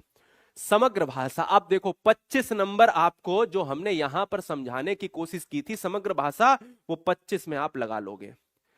समग्र भाषा उपागम में भाषा अधिगम के लिए एक उपकरण के रूप में क्या प्रयोग किया जाता है? अब बेटा गलत नहीं करना, ध्यान रख लेना, ध्यान रख लेना। हाँ चलो भाई, चलो भाई उम्रदराज वाले भाई, हमसे उम्रदराज वाले वो ये ना अपने ऊपर ईगो पे ले जाए, भाई बेटा कह दिया, भाई तुम लोगों के लिए, तुम तो भगवान हो हमारे, और फिर बच्चा तो भगवान ही होता है, तो छोटे बड़े सारे भगवान हो हमारे लिए, चिंता ना करो, पहले क्वेश्चन पे आ जाओ, क्वेश्चन पे आ जाओ भैया, क्वेश्चन पे आ जाओ, है ना। तो हमारे भगवान क्वेश्चन पे आओ 25 नंबर में कि समग्र भाषा उपागम में भाषा अधिगम के लिए एक उपकरण के रूप में क्या प्रयोग किया जाता है? बाल कविताएं नहीं किया जाता। सबसे जल्दी सी ऑप्शन लगाओगे तुम, मुझे पता था किसी ऑप्शन लगाओगे, और मैंने तुमको इतनी बार बताया कि बाल कविताएं भैया छोटे बच्चों के लिए, हम शुरू नहीं कर रहे हैं, हम प्रारंभिक साक्षरता पे नहीं हैं, हम अब बड़े लेवल पे हैं। समग्र भाषा में साहित्य आ जाएगा, समग्र भाषा में अब हम बारीकियों की तरफ जा रहे हैं, हम उच्च लेवल की तरफ जा रहे हैं। हम व्याकरण अगर पढ़ रहे हैं तो व्याकरण की बारीकियां, हम अगर व्याकरण पढ़ चुके हैं तो साहित्य में एंट्री, तो इसका मतलब है कि ऑप्शन नंबर बी जाएगा। अगला क्वेश्चन, कुल भौतिक प्रतिक्रिया टीपीआर में किसकी केंद्रीय भूमिका होती है? एक पिद्दी भर का क्वेश्चन है, और इस पिद्दी भर के क्वेश्चन को भी तुम गलत करोगे, लेकिन कोई बात नहीं, हम गलती को सुधारने के लिए आए हैं। जरा देखना कितना आसान कर देता हूं, लेकिन कल को अगर एग्जाम आ जाए, एग्जाम में आए तो उसमें गलत नहीं करना, ये वादा करिए मेरे साथ। वीडियो को लाइक नहीं किया है, ये सबसे बड़ी गंदी बात है। और कुछ बहनें कुछ भाई आए हैं, वो चैनल को सब्सक्राइब जरूर कर लें, जिसे डर लग रहा है कि हमारा एग्जाम नहीं निकलेगा, बड़ी आसानी से एग्जाम निकलवा देंगे, चिंता करने की आवश्यकता नहीं है। देखो, कुल भौतिक प्रतिक्रिया का मतलब होता है टीपीआर। ये टीपीआर क्या होता है? टोटल फिजिकल रेस्पॉन्स होता है। क्या होता है? इसको लिख लेना, टोटल फिजिकल रेस्पॉन्स। क्या होता है? ये होता है टोटल फिजिकल रेस्पॉन्स। ठीक है, तो टोटल फिजिकल रेस्पॉन्स को ही टीपीआर कहते हैं। कुल भौतिक प्रतिक्रिया, कैसी प्रतिक्रिया? कुल भौतिक प्रतिक्रिया को ही कुल शारीरिक प्रतिक्रिया कहते हैं। शारीरिक भौतिक, शरीर से जुड़ी। इसका मतलब इसमें केंद्रीय भूमिका होती है शिक्षक की। भाई सारे बच्चों ने, 2-3 बच्चों को छोड़ के डी ऑप्शन, सबने जो है डी ऑप्शन लगाया। सबने जो है क्या है, सबने जो है डी ऑप्शन लगाया, किसी ने ए ऑप्शन नहीं लगाया, 2-4 बच्चों को छोड़ के। रीजन है यार, देखो टोटल फिजिकल रेस्पॉन्स का मतलब क्या है कि कुल भौतिक प्रतिक्रिया में जैसा टीचर बच्चे को आदेश देता है वैसा ही बच्चे शारीरिक गतिविधि करते हैं। तो इसमें महत्वपूर्ण क्या है, इसमें महत्वपूर्ण है शिक्षक। शिक्षक ही बच्चों को आदेश देता है, तो इसमें केंद्रीय भूमिका शिक्षक की होती है, बच्चा तो मूक दर्शक होता है। इसलिए याद रखना कि जो आदेश देता है और वही जो है बच्चों को दोहराना होता है, उसी प्रतिक्रिया को शारीरिक प्रतिक्रिया के रूप में बच्चे दोहराते हैं, वो है टीपीआर है, उसमें केंद्रीय भूमिका है टीचर की है। ठीक है, याद रखना। चलो, राष्ट्रीय पाठ्यचर्या रूपरेखा 2005 के आधार पर पठन कौशल से क्या तात्पर्य है? पठन कौशल से क्या तात्पर्य है? शुद्ध उच्चारण करना, अक्षरों को पढ़ना, समझ के साथ पढ़ना, कठिन वाक्यों। पठन कौशल का मतलब होता है समझ के साथ पढ़ना। क्या है? समझ के साथ पढ़ना ही क्या है? पठन कौशल है। इसलिए इस क्वेश्चन का जो राइट आंसर है वो क्या हो जाएगा? 27 नंबर का सी। भाई पठन कौशल का मतलब ऑप्शन सी क्यों नहीं होगा? बोले पढ़ तो रहे हैं और पढ़ लिया, अब हिंदी पता है, उर्दू का अखबार पढ़ लिया, अब पता चल रहा पढ़ तो रहे लेकिन समझ कुछ नहीं आ रहा। यार ऐसा पढ़ो जो समझ में आए, ऐसा पढ़ो जो समझ में आए। ऐसा भी क्या पढ़ना जो समझ में ही ना आए। इसलिए विकल्प सी जाएगा। अगला क्वेश्चन आ जाओ। 28 नंबर और 29 नंबर लेंगे व्याकरण के। जो संज्ञा सर्वनाम आदि शब्दों से जुड़कर नए शब्दों की रचना करते हैं उन प्रत्यय को क्या कहते हैं? पहले दोस्तों प्रत्यय की बात करेंगे, और ये गद्यांश पद्यांश में अगर अप्रत्यक्ष रूप से प्रश्न आता है तो समझ लो। देखो प्रत्यय लगता है शब्द के पीछे लगता है, शब्द के पीछे लगता है। प्रत्यय के प्रकार जो होते हैं वो कितने प्रकार होते हैं? 2 प्रकार होते हैं। एक कृदंत तद्धित प्रत्यय, एक कृदंत प्रत्यय। ये 2 ही याद रखिए। 2 प्रकार होते हैं। तद्धित प्रत्यय जो आता है वो संज्ञा सर्वनाम और विशेषण के साथ आता है, और कृदंत प्रत्यय आता है क्रिया के साथ। इसलिए इस क्वेश्चन में जो पूछा था मुझे उस क्वेश्चन को स्लॉट क्या कर देना था? लॉक कर देना था। अगला, उद्देश्य और विधेय किसका अंग है? बड़ा आसान है। उद्देश्य और विधेय, देखो भैया उद्देश्य और विधेय जो है ना ये वाक्य के अंग है। वाक्य में 2 चीजें हमेशा होती हैं, एक उद्देश्य और एक विधेय। ये नहीं पता तो समझ लो ये वाक्य के ही अंग हैं। जैसे मैंने कहा रामू मेला जाता है। बताओ इसमें उद्देश्य और विधेय क्या है? तो हर वाक्य में, जैसे तुम्हारा कोई वाक्य कोई मन में आ रहा, जरा कमेंट बॉक्स में लिखो। कोई एक वाक्य साधारण सा, जैसे राम बाजार जाता है, कोई वाक्य लिखो। तो हर वाक्य में 2 चीजें जरूर होंगी, उद्देश्य और विधेय। तो यही पूछा था, उद्देश्य और विधेय क्या है? तो वाक्य के अंग है।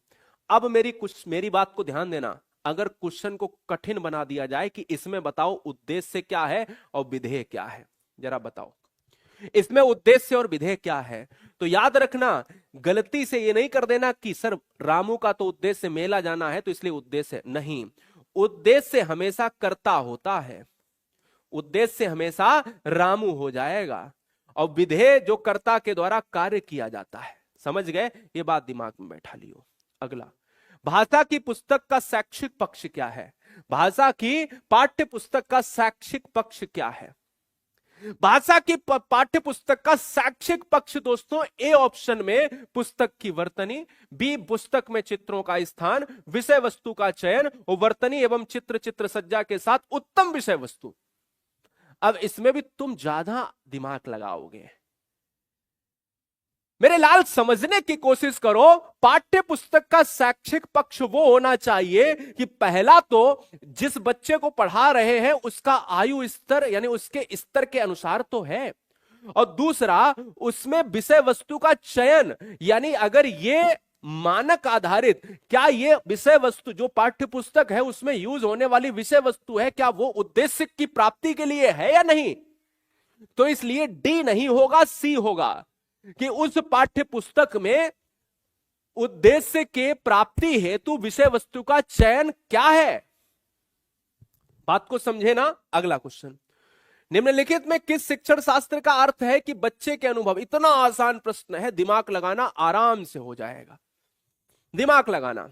निम्नलिखित में किस शिक्षण शास्त्र का अर्थ है कि बच्चों के अनुभव, उनकी बात तथा उनकी सक्रिय भागीदारी को प्रमुखता देनी है। इस प्रकार के शिक्षण शास्त्र के लिए बच्चों के मनोवैज्ञानिक विकास तथा रुचियों को ध्यान में रखकर अधिगम की योजना बनानी चाहिए।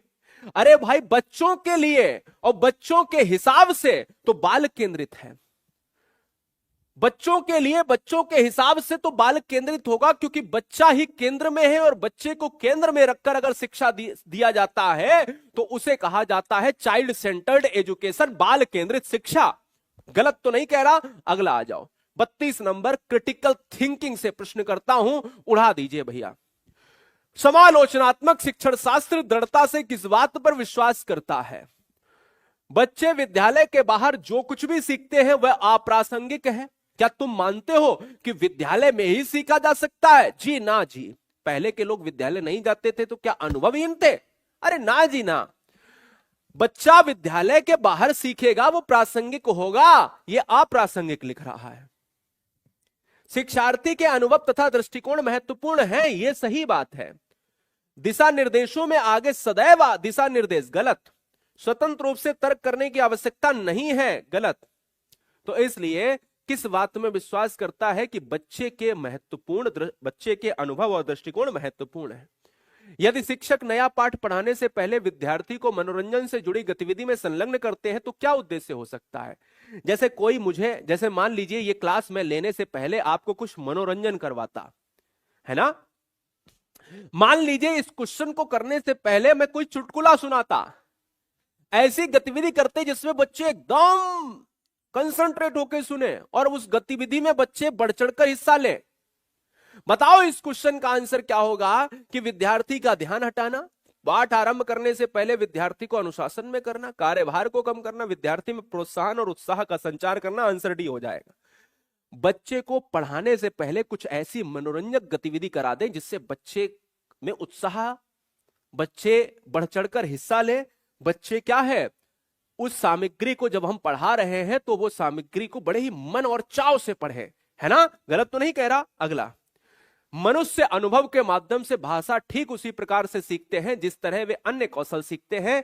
यह किस विचारक के सिद्धांत की ओर संकेत करता है? बताओ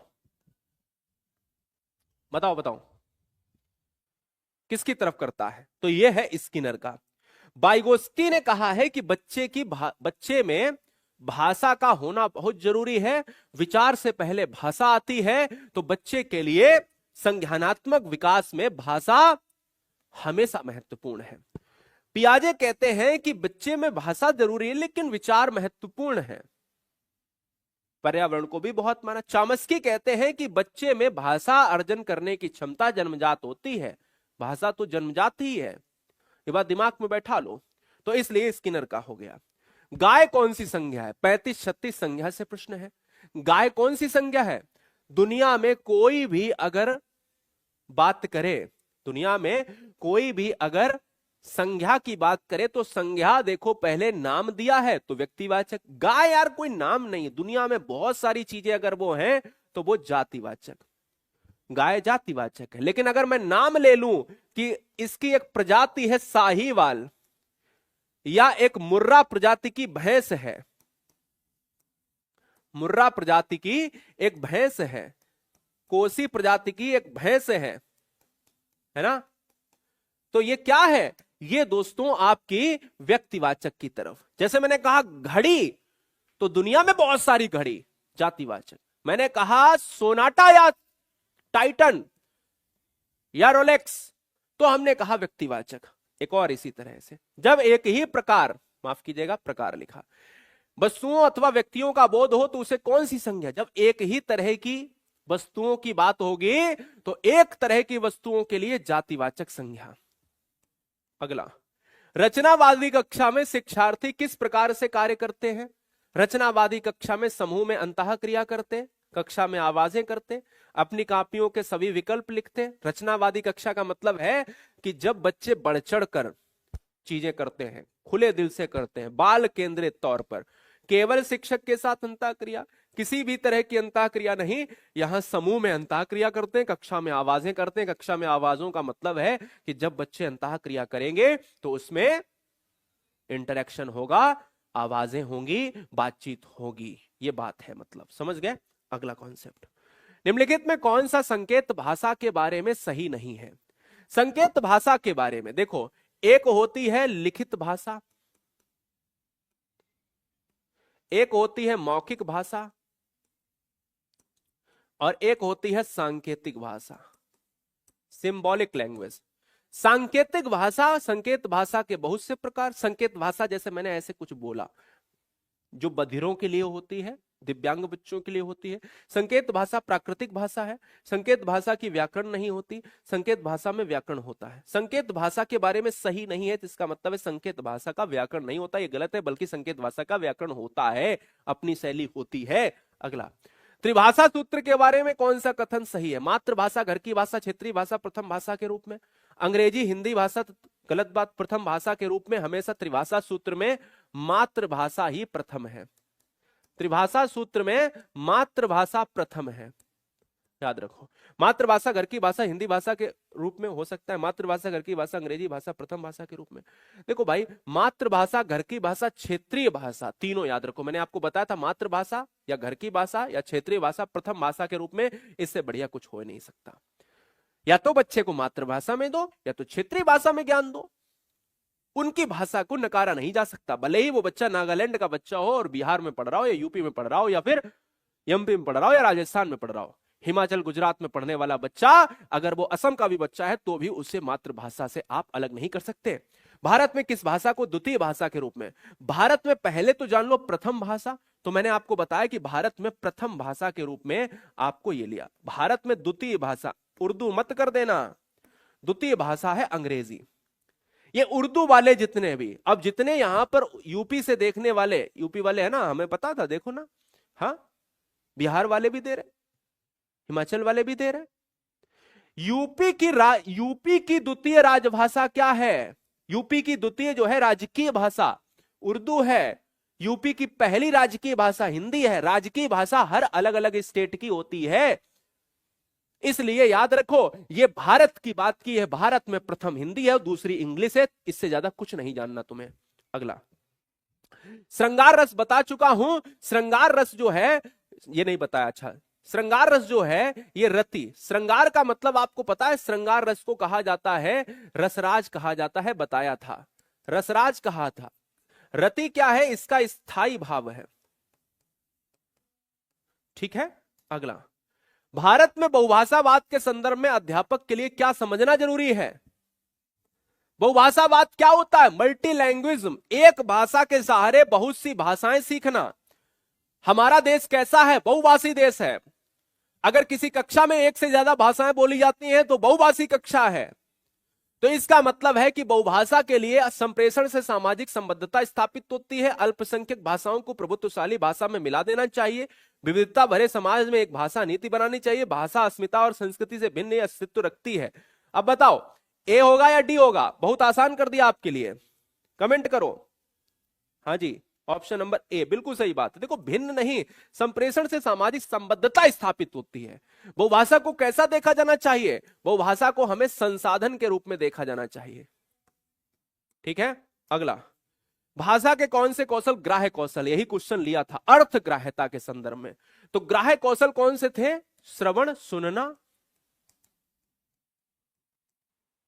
और पठन, पढ़ना।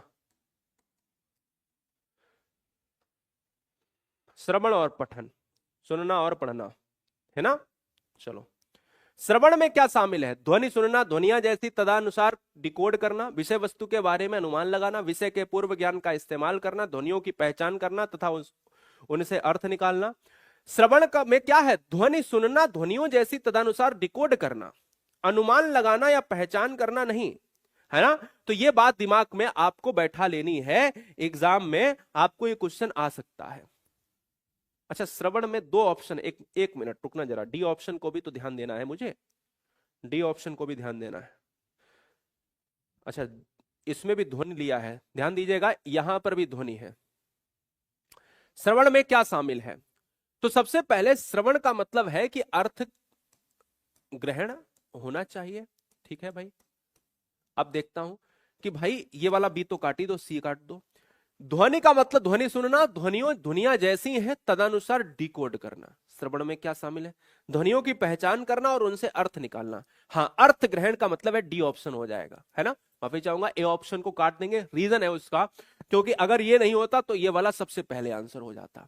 बात को समझना, क्योंकि देखो सबसे महत्वपूर्ण चीज है कि मैंने आपको बोला था, एक क्वेश्चन में जब करा रहा था, कोई क्वेश्चन करा रहा था तो आपको मैंने बताया था, उसमें बताया था कि नहीं बताया था, उसमें मैंने आपको कुछ बताया था, और शायद वो क्वेश्चन अगर मिल जाए तो मैंने आपसे यही बोला था कि भाई देखो, जब किसी भी चीज को आप पढ़ रहे हो, ये देखो श्रवण की सबसे उपयुक्त विशेषता क्या है?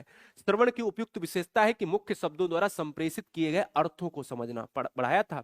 तो अर्थ जब तक समझ नहीं आ रहे तब तक क्या है ना, जब समझ ही ना पाओ तुम, तो इसलिए समझना, अर्थ निकालना बहुत जरूरी है। अगला क्वेश्चन, पशु चर रहे हैं, इस वाक्य में पशु क्या है? दिमाग लगाओ, आंसर क्या होगा? रोजी डियर इनोसेंट, है ना। पढ़ाई पे ध्यान दे लो, अगर नहीं पढ़ने में मन लग रहा है तो फिर किताबी दुनिया से अलग हो जाइए, है ना। नहीं पढ़ना है क्या? चलो आ जाओ, यहां पर बात करेंगे। पशु चर रहे हैं, तो पशु का मतलब क्या होता है? जातिवाचक, सिंपल सी चीज है, बहुत सारे पशु हैं। अगला है राज्यपाल, कौन सी राज्यपाल? दुनिया में बहुत सारे राज्यपाल है, लेकिन नाम ले लिया जाए कि भाई महेंद्र राज्यपाल, तो व्यक्तिवाचक हो जाएगा। अगला, कक्षा में बहुभाषिकता एक रणनीति के रूप में प्रयुक्त करने से तात्पर्य है, क्या तात्पर्य है बताओ? कहते हैं शिक्षार्थी की समान भाषा को अंग्रेजी माध्यम की कक्षा में पाठ्य वस्तु के अनुवाद के लिए प्रयोग करना। शिक्षार्थी की भाषा को भाषाओं के शिक्षण, अधिगम तथा विषय वस्तु के लिए प्रयोग करना। कक्ष में निर्देश की माध्यम भाषा के सिवाय शिक्षार्थियों की अपनी भाषाओं का प्रयोग नहीं करने देना। ठीक है, और बहुभाषी वक्ता बनने के लिए विद्यालय में अनेक भाषाएं सिखाना। बताओ, मैं यही कहूंगा दोस्तों कि जो ऑप्शन नंबर बी है, शिक्षार्थी की भाषा को, शिक्षार्थी की भाषा बहुत महत्वपूर्ण है, उसके शिक्षण, अधिगम तथा विषय वस्तु के लिए प्रयोग करना, इससे बढ़िया कुछ नहीं हो सकता। निम्नलिखित में हिंदी के जो है भाषा के संबंध में कथन सही कौन सा है? यह भारत की राष्ट्रभाषा है, यह शिक्षा में समान द्वितीय भाषा है, यह भारत की सह राज्य भाषा है, और हिंदी भारत की राजभाषा है। देखो राजभाषा है, यह बात मैंने बताई, सह राजभाषा तो अंग्रेजी है, शिक्षा में समान द्वितीय नहीं, तो आंसर केवल हमारा ऑप्शन नंबर बी ये हो जाएगा, ऑप्शन नंबर डी, यानी राजभाषा हिंदी है तो हम हिंदी लगाएंगे। क्योंकि सह राजभाषा अंग्रेजी है, गलत है, समान द्वितीय भाषा भी अंग्रेजी है, गलत है, और भारत की कोई राष्ट्रभाषा है नहीं, तो इसलिए गलत है, इसलिए विकल्प हमारा क्या हो जाएगा? फोर्थ हो जाएगा। अगला, निम्नलिखित में किसे प्रमाणिक सामग्री के रूप में स्वीकार नहीं करेंगे? प्रमाणिक सामग्री समाचार पत्र हो सकता है, रेलवे टिकट के नमूने हो सकते हैं, पत्रकारिता में यूज होने वाले कार्टून हो सकते हैं, है ना, लेखक प्रेमचंद्र द्वारा लिखी कथा वस्तु हो सकती है, ये है, नहीं ये नहीं है, सारे ही हो जाएंगे, फिर क्या गड़बड़? तो ये निबंध नहीं हो सकता, क्योंकि कोविड-19 पे लिखा हुआ हम भी लिख सकते हैं, तुम भी लिख सकते हो, इसका मतलब है ये प्रमाणिक सामग्री नहीं है। बात को समझे? ठीक है,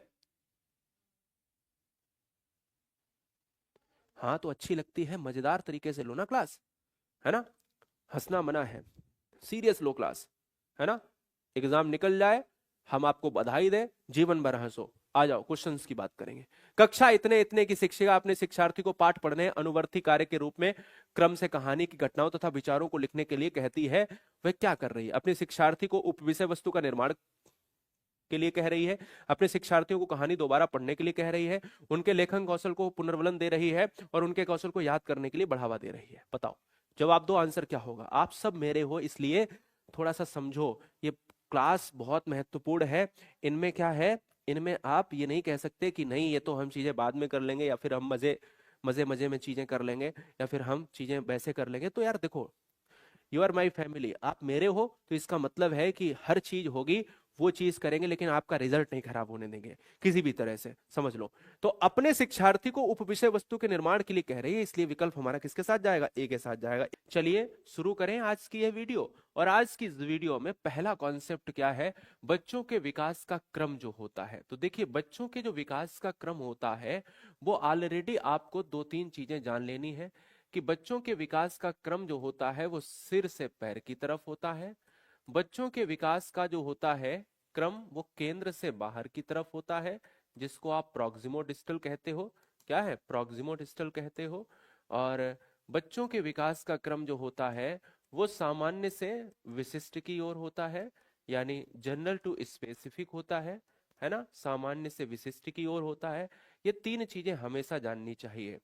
तो यहां पर मूर्त अमूर्त हो सकता था, अमूर्त से मूर्त नहीं। सिर से पैर होता है, हाथ पैर केंद्र की ओर ऐसा नहीं है, पर सामान्य से विशिष्ट, यानी इस क्वेश्चन का जो राइट आंसर है वो ऑप्शन नंबर हमारा किसके साथ? बी के साथ चला जाएगा।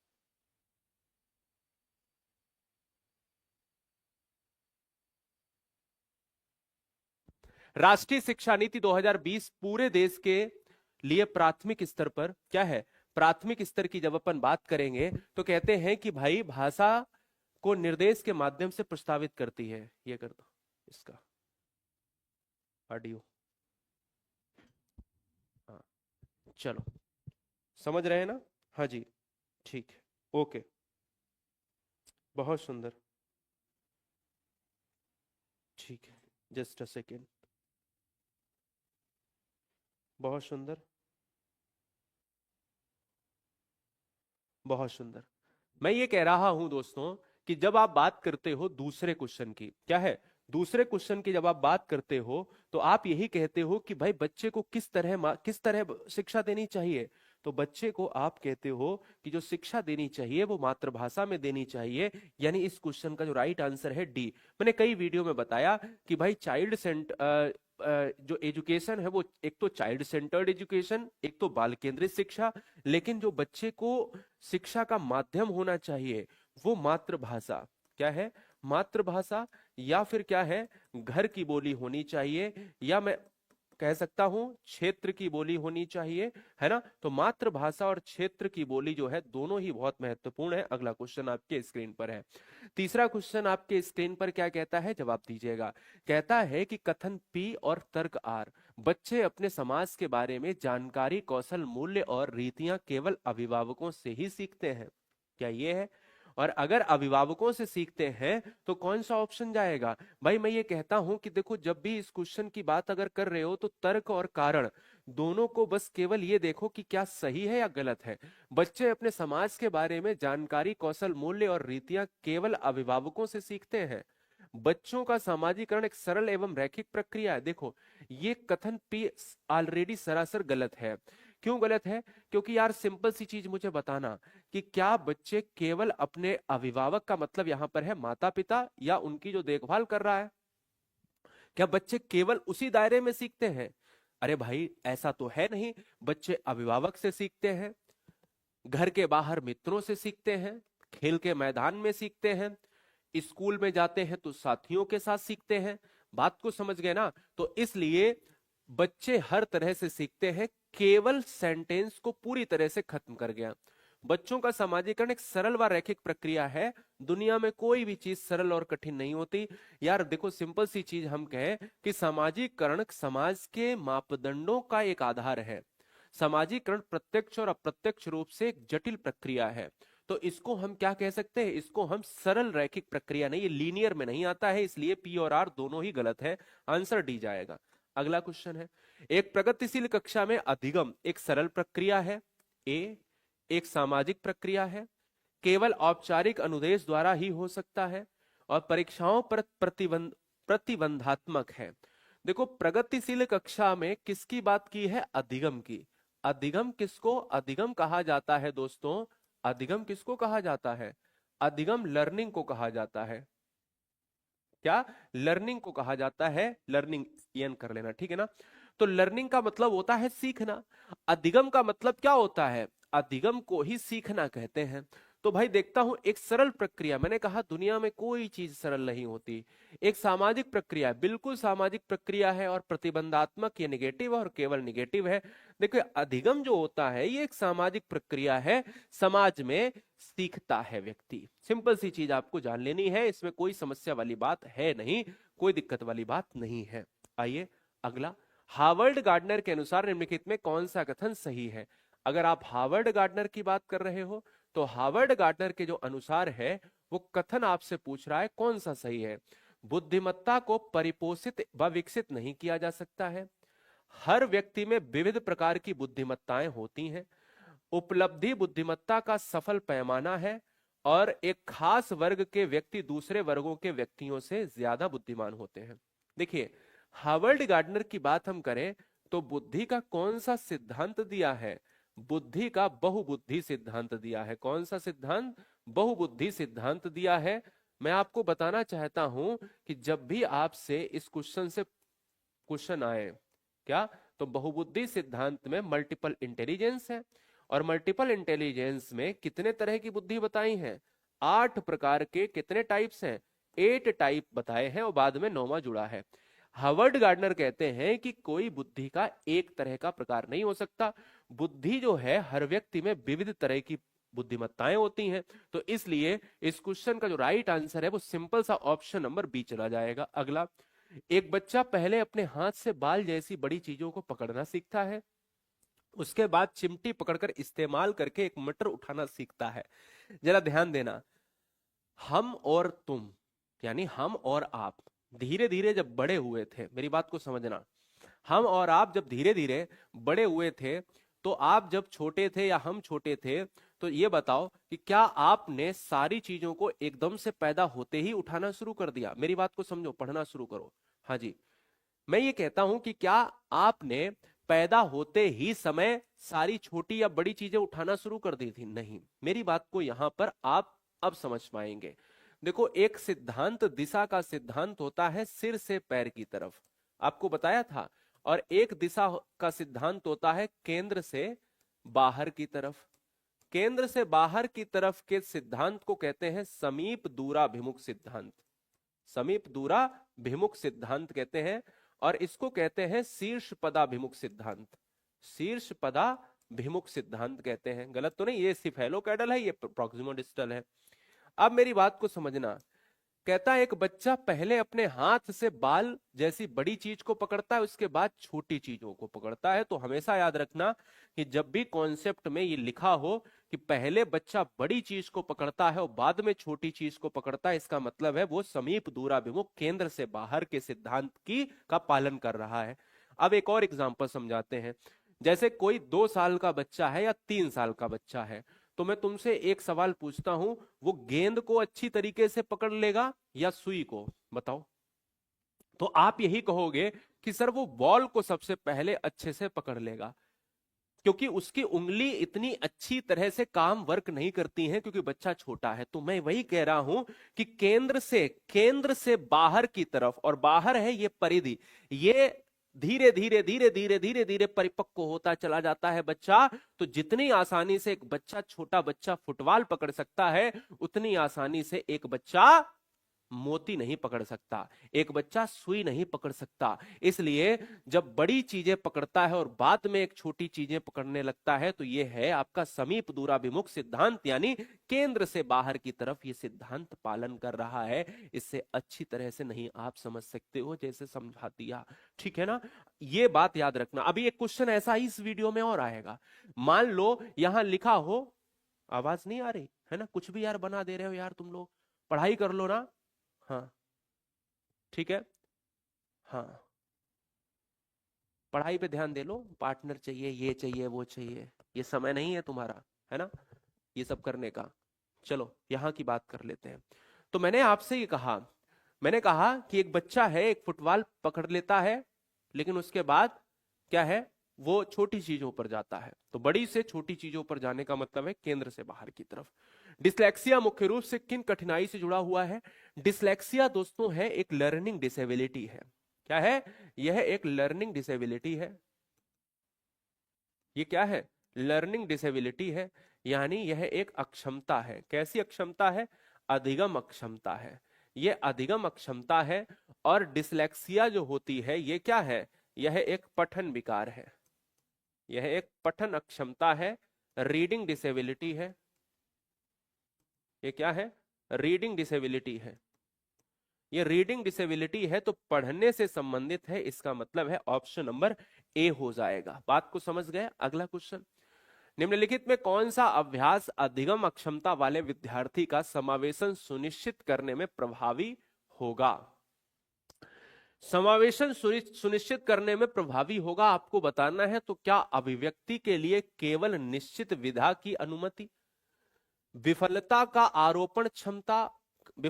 आरोपण क्षमता की कमी को माने, बहुत लंबे और बारंबार दत्त कार्य, सूचना प्राप्त करने के लिए कई विकल्प प्रदान करें।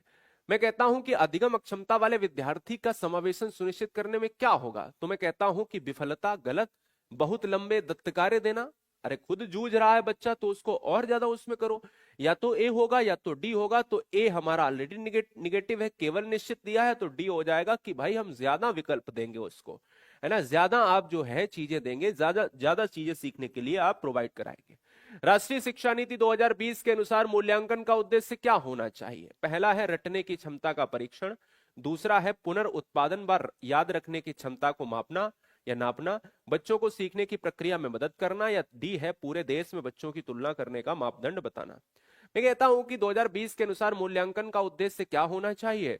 मूल्यांकन का उद्देश्य रोट लर्निंग नहीं होता है। क्या है ये दोस्तों? आपको याद रखना है कि ऐसी लर्निंग जो रटंत प्रणाली पर हो, ऐसी लर्निंग जो फिर मैं कहता हूं याद करने की, यानी जो प्रोसेस है वो बात वही है। तो मैं कहता हूं कि अगर आप कंपेयर कर रहे हो, तुलना भी कर रहे हो, याद करने की बात, रटने की प्रवृत्ति, तो तीनों पर गोला लगाया तो तीनों हमारे क्या हो जाते हैं? तीनों हमारे नेगेटिव हो जाते हैं। बचता सी ऑप्शन, बच्चों को सीखने की प्रक्रिया में मदद करना, यानी इससे बेहतर कोई ऑप्शन हो नहीं सकता। तो ये क्वेश्चन है आपके नए जमाने का एनसीएफ, वो एनईपी माफ कीजिएगा, एनईपी नेशनल एजुकेशन पॉलिसी 2020 से क्वेश्चन है। तो ऐसा क्वेश्चन एग्जाम में देखने को मिलेगा, बिल्कुल मिलेगा। विकासात्मक परिवर्तन से प्रश्न लेता हूं, 10 नंबर। कहता है विकासात्मक परिवर्तन क्या है? देखिए, सभी संस्कृतियों के बच्चों में सार्वभौमिक गति से सभी संस्कृतियों के बच्चों में सार्वभौमिक गति से होते हैं। ठीक है, क्या गति से होते हैं विकासात्मक परिवर्तन? इसको साथ में लेकर चलेंगे। मध्य बाल्यकाल तक बहुत तेज गति से होते हैं, फिर रुक जाते हैं, क्या? विकासात्मक परिवर्तन। हमेशा एक रैखिक तरीके से होते हैं, एक आयामी होते हैं। वंशागत कारक और पर्यावरणीय प्रभावों को, बिल्कुल सही बात है। मैंने आपसे बोला कि विकासात्मक प्रक्रिया में आनुवांशिकता क्या है?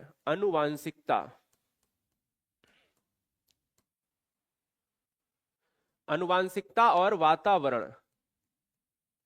वातावरण दोनों ही बहुत महत्वपूर्ण है, इसलिए इस चीज को बड़ा ध्यान देना। इनको आप अलग नहीं कर सकते हो, और जब आप इनको अलग नहीं कर सकते हो तो इसका मतलब यह है कि ऑप्शन नंबर डी हो जाएगा। ये दोनों की अंतःक्रिया का ही एक रिजल्ट है। अगला क्वेश्चन देखो, स्थूल गत्यात्मक और सूक्ष्म गत्यात्मक दो चीजें मैंने एक सेशन में आपको बताई थी। फाइन मोटर स्किल और ग्रॉस मोटर स्किल आपको बताई थी, आपको पता होगा, आप क्वेश्चन करिए। नहीं पता है तो मैं बताता हूं। दो चीजें होती हैं, पहले तो क्वेश्चन कर लो, ये क्वेश्चन है बड़ा, है ना, और लेकिन इतना आसान है तो आप ये कहोगे कि है ही नहीं कुछ। देखिए इसमें है क्या? इसमें दोस्तों ये है कि एक होता है सूक्ष्म गतिक कौशल, जिसको फाइन मोटर स्किल कहते हैं। क्या कहते हैं? फाइन मोटर स्किल कहते हैं। ठीक है ना। सूक्ष्म गतिक कौशल में क्या होता है कि जब शरीर की छोटी मांसपेशियां काम करें, एग्जाम्पल के स्वरूप में मैं अगर कह दूं कि भाई जैसे लिखना सूक्ष्म गतिक कौशल है, उंगलियों का काम लिखना, जैसे मैं ये काम कर रहा हूं तो लिखना, जहां पर कम एनर्जी लगे, जैसे हम कोई भी चीज, जैसे हमने कहा पेंटिंग करना, ये क्या पेंटिंग, ये पेंटिंग भी आपका बहुत नॉर्मल है ना। ऐसे ही सूक्ष्म गतिक कौशल का उदाहरण क्या हो सकता है? जैसे मैं कोई भी, जैसे हमने कहा कि कैंची से हम जो है क्या, कैंची से हमने, या हम कैंची से पेपर काटना, या हम छोटा एग्जांपल लिखते हैं मोती पिरोना, ये सर क्या है? ये है आपके सूक्ष्म गतिक कौशल।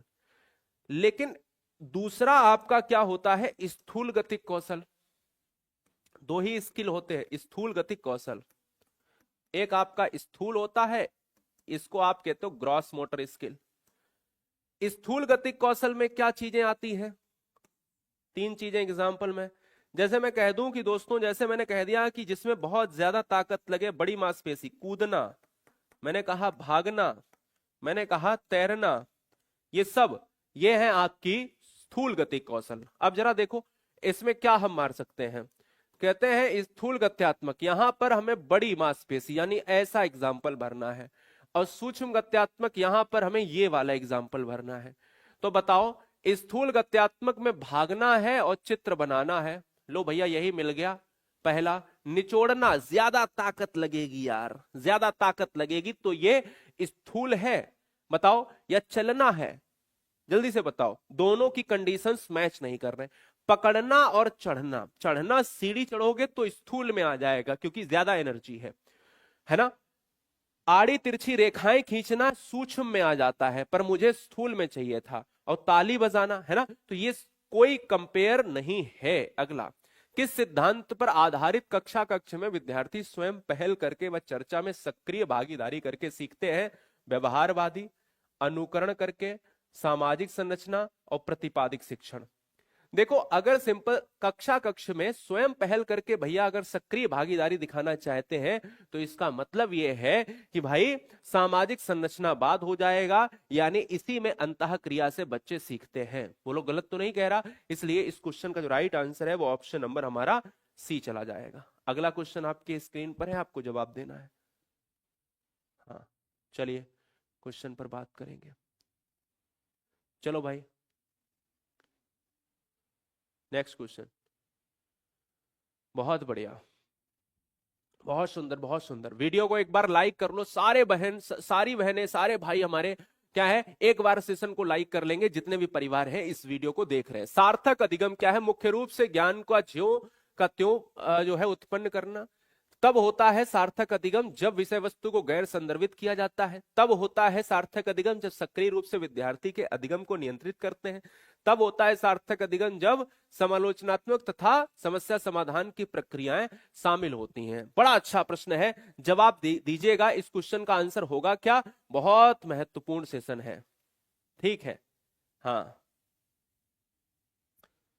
चलो। हाँ बेटा, डिसलेक्सिया होता है पठन विकार होता है, डिस्ग्राफिया होता है क्या? लेखन विकार। नेक्स्ट देखो भैया, इस क्वेश्चन में जो विकल्प है वो ऑप्शन नंबर ज्यों का त्यों तो सार्थक अधिगम नहीं होता है। गैर संदर्भित एक नेगेटिव टर्म है, नहीं होगा। जब सक्रिय रूप से तब होता है जब नियंत्रण, नियंत्रण देखिए नियंत्रण भी गलत है, और आंसर होगा डी, क्योंकि विश्लेषण और समालोचनात्मक सोच का मतलब है कि क्रिटिकल थिंकिंग का बढ़ावा। और सार्थक अधिगम में सबसे बढ़िया है प्रॉब्लम सॉल्विंग। सार्थक अधिगम में सबसे बढ़िया है विश्लेषण। विश्लेषण का मतलब होता है चीजों को ब्रेक करके सीखना, चीजों को तोड़कर सीखना। अगला क्वेश्चन आपके स्क्रीन पर ये रहा। अगला क्वेश्चन है, राष्ट्रीय शिक्षा नीति 2020 में निम्नलिखित में किसकी वकालत नहीं की गई है? अब ये राष्ट्रीय शिक्षा नीति का वही क्वेश्चन है, अगर वही आप कर पाओगे जब आपको पता होगा। अब नहीं पता है तो मैं आपको बताता हूं कि राष्ट्रीय शिक्षा नीति में पहले तो कोशिश करो। देखो, राष्ट्रीय शिक्षा नीति में सबसे महत्वपूर्ण है जो शिक्षा है वो क्या है भैया? शिक्षा बोला मातृभाषा में, है ना। शिक्षा क्या है? जो शिक्षा का स्वरूप है वो है भैया मातृभाषा में। ये टर्म मेरे याद रखिएगा। दूसरा जो टर्म है वो ये टर्म है कि जो शिक्षा है ना, शिक्षा है वो कॉन्सेप्चुअल संरचनात्मक, संरचनात्मक समझ पर जो है क्या है, समझ पर जो ज्ञान है वो कॉन्सेप्चुअल थिंकिंग, कॉन्सेप्चुअल थिंकिंग की बात की गई है, ठीक है। ये बात आपको ध्यान में रखना है। एनईपी में आपकी क्या की गई है? पाठ्यक्रम में आपने सुना होगा एनसीईआरटी से किताबों के चैप्टर्स काट दिए गए। पाठ्यक्रम में क्या किया गया? कटौती की गई है। क्या की गई है? कटौती की गई है, ठीक है ना। दूसरी चीज, यहां पर एक लास्ट ऑप्शन आईवी दिख रहा है, यानी फोर्थ ऑप्शन, यानी यहां पर प्रौद्योगिकी की बात की गई है। प्रौद्योगिकी की बात की गई है। प्रौद्योगिकी के उपयोग में, उपयोग में वृद्धि की गई है। अब तुम्हें यहां पर कुछ चीजें मैंने लिख दी हैं, अब कुछ चीजें जो है क्या करना है, हाँ आंसर आपको करना है, देख के कि कौन सा आंसर हो जाएगा।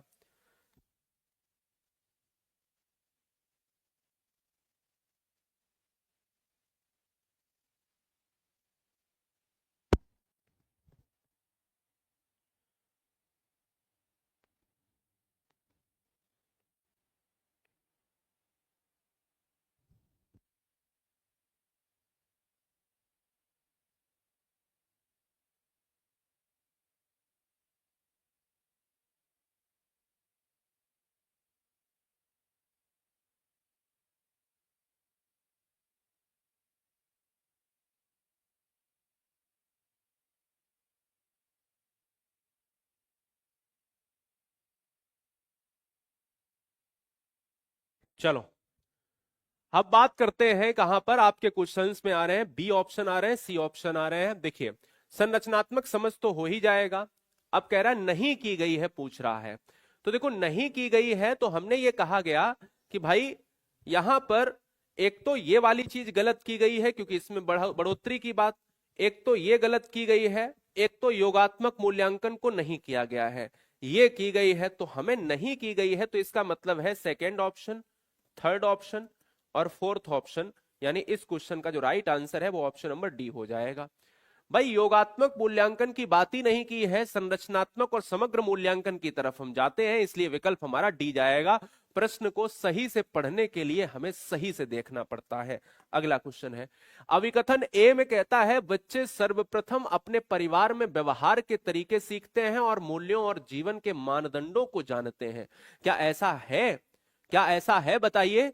और दूसरा कहता है कि परिवार बच्चों के समाजीकरण का एक द्वितीयक अभिकारक है। भाई देखो परिवार जो है ना, परिवार और पास पड़ोस, परिवार जो है मैंने आपको ऑलरेडी बताया कि परिवार बच्चों का यानी सामाजिकरण का प्राथमिक कारक है।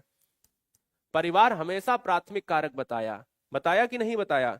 तो परिवार प्राथमिक कारक है और यह कहता है परिवार सामाजिकरण का द्वितीयक कारक है।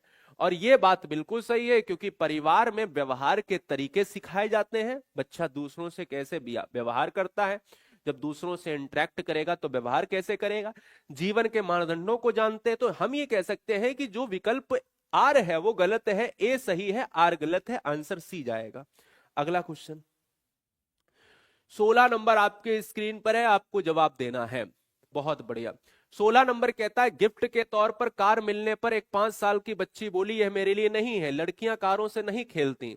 यह वाक्य दर्शाता है। बड़ा अच्छा प्रश्न है, हर बार एक क्वेश्चन ऐसा आता है, ये क्वेश्चन बदलता है लेकिन ऑप्शन नहीं बदलते और उसका आंसर हमेशा एक ही होता है जो हमेशा मैं बताने वाला हूं। देखिए ये क्वेश्चन बदलेगा लेकिन आंसर हमेशा उसका रट लीजिएगा। आंसर रट कैसे लीजिए, पहले तो कॉन्सेप्ट समझाता हूं। देखिए अगर कोई भी समाज में ये कहता है कि लड़कियां गुलाबी चप्पलें पहनती हैं और लड़के गुलाबी चप्पल नहीं पहनते क्योंकि वो लड़के हैं, बात को समझना, तो हमेशा याद रखना उसका आंसर होगा जेंडर रूढ़िवादिता, जेंडर रूढ़िवादिता स्टेरियोटाइप। मैं ये कहता हूं कि अगर आपसे कह दे कि समाज में ये क्या है, ये क्या चीज है, तो ये दोस्तों वो चीज है, क्या है? ये वो चीज है जो समाज ने बिना तय किए ही मान लिया है, बिना किसी तथ्यों के मान लेना कि लड़कियां ऐसी हैं, लड़कियां घर का काम करेंगी, लड़के बाहर का काम करेंगे। या अगर प्रश्न में आ जाए कि लड़कियां कला वर्ग लेंगी और लड़के विज्ञान पढ़ेंगे, तो भी आंसर यही आएगा। 3-4 प्रश्न बताता हूं, अब तक सीटेट जो पूछ चुका है। लड़कियां घर का काम संभालेंगी और लड़के ऑफिस का काम संभालेंगे, तो आंसर यही जाएगा। लड़कियां, मोनू के पिता ने कहा अपने बेटे से कि लड़के गुड़िया से नहीं खेलते क्योंकि लड़कियां गुड़िया से खेलती हैं, लड़के कार से खेलते हैं। तो ऐसा भी जो है स्टेटमेंट जेंडर रूढ़िवादिता ही मारिएगा। एक क्वेश्चन पक्का मैं यहां पर करवा दे रहा हूं आपका, क्लियर है? ये बात दिमाग में आप बैठा लीजिएगा। समझ गए? बाइलिंगुअल करा देंगे, ठीक है ना? कोशिश करेंगे, बिल्कुल सही बात, कोई बात नहीं है। नेक्स्ट क्वेश्चन की बात करेंगे, ठीक है? अगला क्वेश्चन करें, बहुत बढ़िया। नेक्स्ट क्वेश्चन, कक्षा में संस्कृति व भाषाई भिन्नताओं को ध्यान में रखते हुए कौन सी नीति प्रभावी होगी? मानकीकृत व कठोर पाठ्यचर्चा का पालन करना। देखो मानकीकृत हमेशा निगेटिव टर्म होता है, गया। प्रत्यक्ष निर्देश के तरीकों का उपयोग, निर्देश भी निगेटिव है, गया। कक्षा में प्रतिस्पर्धा की भावना, मैंने कहा कि बिल्कुल गया, क्योंकि प्रतिस्पर्धा कंपटीशन बहुत ज्यादा प्रेशर देगा, आंसर डी जाएगा। क्यों? क्योंकि मैं कहता हूं कि विभिन्नताओं को अभाव के रूप में ना देखना। जो व्यक्तिगत विभिन्नताएं हैं, बच्चे एक दूसरे से भिन्न हैं, उसको अभाव के रूप में ना देखो, उसको एज देखो, किसके रूप में? उसको एज रूप में देखो, संसाधन के रूप में देखो। हर बच्चा अलग होता है, हर बच्चे की गति अलग होती है सीखने की। सिंपल सी चीज समझ लीजिए। अगला क्वेश्चन आपके स्क्रीन पर ये, राष्ट्रीय शिक्षा नीति 2020 प्रस्तावित करती है कि मूल्यांकन शैक्षणिक वर्ष में एक बार ली जाने वाली औपचारिक परीक्षाओं के माध्यम से किया जाना चाहिए। एक निश्चित अवधि में बच्चे की प्रगति का पता लगाने के लिए महत्वपूर्ण है, सभी शैक्षिक गतिविधियों का केंद्र होना चाहिए, योग्यता के क्रम में बच्चों को रैंक देने के लिए महत्वपूर्ण है। राष्ट्रीय शिक्षा नीति 2020 प्रस्तावित करती है कि मूल्यांकन क्या है, कि मूल्यांकन जो है क्या शैक्षणिक वर्ष में एक बार ली जाने वाली औपचारिक परीक्षाओं का माध्यम या एक निश्चित अवधि में बच्चों की प्रगति का पता लगाने के लिए, यह शैक्षणिक गतिविधियों का केंद्र होना चाहिए या योग्यता के क्रम में रैंक देने के लिए? बताइए। 2 बार इस क्वेश्चन को मैंने रिपीट किया है, इसका मतलब है ये क्वेश्चन बहुत महत्वपूर्ण है क्योंकि है एनईपी 2020 से है और एनईपी से क्वेश्चन एग्जाम में बनते हैं, 100% बनते हैं, इसको नकार नहीं सकते आप। ठीक है, बहुत बढ़िया। सर डी होगा। भाई डी कैसे हो जाएगा? देखो बच्चे को रैंक नहीं देना है, बच्चे को रैंक, दूसरे बच्चे में हीन भावना आ जाएगी, जिसको डी रैंक उसे लगेगा कि मैं तो कमतर हूं, तो ये तो गया। शैक्षणिक गतिविधि का केंद्र नहीं, इतना आसान नहीं है, पर यहां पर भी कंडीशंस डाल दिया कि औपचारिक परीक्षा जो एक बार ली जानी चाहिए। आंसर हो जाएगा ऑप्शन नंबर बी, एक निश्चित अवधि में बच्चे की प्रगति का पता लगाना। देखिए मूल्यांकन क्या है? मूल्यांकन तो वही है भाई कि बच्चे ने सीखा क्या। एक निश्चित अवधि है, 6 महीने में मैंने कहा कि मैंने उसको पढ़ाया है तो मैं जान तो लूं कि क्या सीखा है और फिर देखूं, फिर उसका निदान करूं। तो इसका मतलब है कि बी विकल्प सबसे बेस्ट है। एक निश्चित अवधि मैंने जो पढ़ाया है उसमें मैं उसको आकलित करूंगा, ये मेरा दायित्व है। अगर कोई कमी है उसका निदान भी मैं करूंगा, ये भी मेरा दायित्व है। अगला क्वेश्चन, समावेशी शिक्षा, इंक्लूसिव एजुकेशन। मैं ऑलरेडी बताऊं कि इंक्लूसिव एजुकेशन वो है जहां पर हर बच्चे को समान रूप से शिक्षा दी जाती है, चाहे वो काला बच्चा हो, चाहे गोरा बच्चा हो, चाहे किसी जाति का बच्चा हो, चाहे किसी धर्म का बच्चा हो, चाहे किसी भाषा का बच्चा हो, चाहे वो किसी भी तरह का बच्चा हो, सामान्य हो या दिव्यांग हो, वो हर तरह का बच्चा एक ही छत के नीचे बिना भेदभाव के अगर शिक्षा ग्रहण करता है वो समावेशी शिक्षा है। पर उसके लिए आवश्यक क्या है? विद्यार्थी में क्षमता, अधिकार आधारित कठोर समूहन, व्यक्तिगत मतभेदों का ध्यान और सम्मान, विशेष विद्यार्थी के लिए केवल व्यवसायिक शिक्षा, वो विद्यार्थी जिन्हें दिव्यांगता है उनके बारे में रूढ़िवादी बना। देखिए रूढ़िवाद एक निगेटिव टर्म है, मैंने आपको बताया। कठोर समूहन निगेटिव टर्म है, मैंने आपको ऑलरेडी बताया। जब भी क्वेश्चन को करो तो निगेटिव वाले टर्म को तुरंत काटना शुरू कर दो। केवल एक निगेटिव टर्म होता है तुरंत हमारा बचा क्या? मैं बी ऑप्शन को पढ़ूंगा ही नहीं और आंसर मार दूंगा। मतलब यार ध्यान दो, कहता है व्यक्तिगत मतभेदों का ध्यान और सम्मान। व्यक्तिगत मतभेद का मतलब है, मैंने आपको ऑलरेडी बताया कि हर बच्चा अलग अलग होता है, अलग तरीके से सीखता है, अलग तरीके से विकसित होता है, अलग मत होते हैं, उसका ध्यान रखना है और उसका क्या है, उसका सम्मान भी करना है। हर बच्चे का सम्मान भी होना चाहिए उसके अपने विचारों का। क्लियर है? नेक्स्ट क्वेश्चन आपके स्क्रीन पर है, निम्नलिखित में कौन सा व्यवहार पठन वैकल्य की पहचान करता है? देखो पठन वैकल्य का मतलब कहीं पर पठन वैकल्य लिखा हो तो उसका मतलब पठन विकार ही होता है, रीडिंग डिसेबिलिटी ही होता है, यानी रीडिंग डिसेबिलिटी ही होता है। ये बात आपको ध्यान में रखनी है, ठीक है ना? ये बात आपको ध्यान में रखनी है। तो पठन विकार रीडिंग डिसेबिलिटी है, जिसको आप क्या कहते हो? डिसलेक्सिया कहते हो। क्या कहते हो? डिसलेक्सिया। उसे आप क्या कहते हो? डिसलेक्सिया कहते हो। ठीक है, ये बात दिमाग में बैठा लो। मैं ये कहता हूं दोस्तों, मैं ये कहता हूं निम्नलिखित में कौन सा व्यवहार पठन वैकल्य की पहचान करता है? तो यार देखो डिसलेक्सिया में पढ़ने से संबंधित। अब देखो यहां एक है बी और डी के रूप, बी को डी के रूप में लिखना, 21 को 12 लिखना।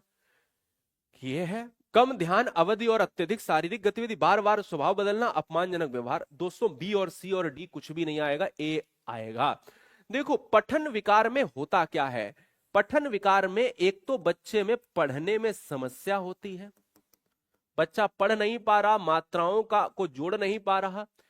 दूसरी समस्या यह होती है कि बी और डी में अंतर ना कर पाना, है ना? एम और डब्ल्यू में अंतर ना कर पाना। बात को समझना। ऐसे ही एक सा होता है, एक वॉज होता है, इसमें अंतर ना कर पाना। एक 21 और 12 में अंतर ना कर पाना। मतलब अगर उनसे कह दो कि ये 12 है तो फिर ये 21 क्या है, कंफ्यूजन में कंफ्यूज हो जाएंगे। तो जब इस तरह अंतर नहीं कर पा रहे हैं, अनक्लियर और न्यूक्लियर में अंतर नहीं कर पाना, समझिए मेरी चीज को, कितना समझाऊंगा आपको, बहुत आसान कर दूंगा। ठीक है, तो इसका मतलब यह है कि बी और डी, एम और डब्ल्यू, सा और वाज, न्यूक्लियर अनक्लियर, 12 21 31 13, है ना, 53 35, ऐसे बहुत सारी एग्जाम्पल हो जाएंगे। तो उसमें अगर अंतर नहीं कर पा रहे तो वो है पठन वैकल्य, पठन अक्षमता, पठन विकार, रीडिंग डिसेबिलिटी है या डिस्लेक्सिक बच्चा। नेक्स्ट क्वेश्चन, ठीक है, ठीक है, ओके।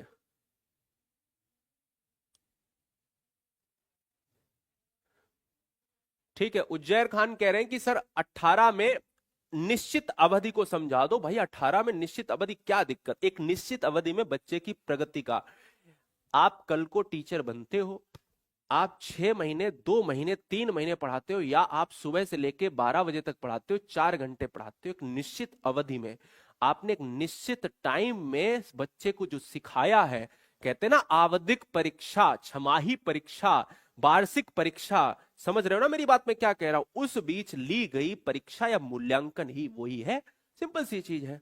बीएफ स्किनर कह रहे हैं कि भाई मेरी वाली को भी डिसलेक्सिया है ना, मार मार के जो है ना बिल्ली बना देंगे। चलो कोई बात नहीं, चलो भाई, बीएफ स्किनर की आत्मा भी घूम रही है हमारे क्लास में। बदल ले आईडी बच्चा। वाइगोत्स्की बच्चों के सीखने में निम्नलिखित में किस कारक की जो है महत्वपूर्ण भूमिका पर बल देते हैं।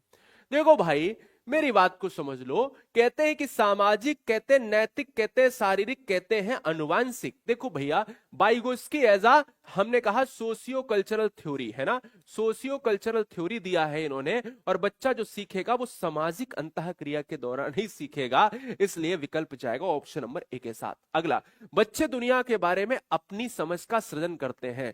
देख भाई तेरा क्वेश्चन आ गया, ऑप्शन नंबर बी के साथ चला जाएगा, बी ऑफ स्किनर। स्किनर ने चूहे पर प्रयोग किया था, है ना, और पियाजे ने संज्ञानात्मक विकास दिया था, 4 अवस्थाएं बताई थी। पावलाव ने कुत्ते पर प्रयोग किया था, शास्त्रीय अनुबंधन का सिद्धांत दिया था। कोहल वर्ग लिख गया, कोहल वर्ग ने नैतिक विकास का सिद्धांत दिया था। यह बात दिमाग में बैठा लेना है। अगला, पियाजे के अनुसार निम्नलिखित में कौन सी अवस्था में बच्चा अमूर्त संकल्पनाओं के विषय में तार्किक चिंतन करना आरंभ करता है। तार्किक चिंतन करना आरंभ करता है, जवाब दीजिएगा। तो देखो जब आप तार्किक चिंतन, अमूर्त संकल्पना है, देखो पहली बात तो मैं आपको बता दूं 4 अवस्थाएं होती हैं। ये है पहली अवस्था, फर्स्ट स्टेज है, ये है आपकी सेकेंड स्टेज है, ये है आपकी फोर्थ स्टेज है ना, ये है आपकी फोर्थ स्टेज, और ये है आपकी थर्ड स्टेज है।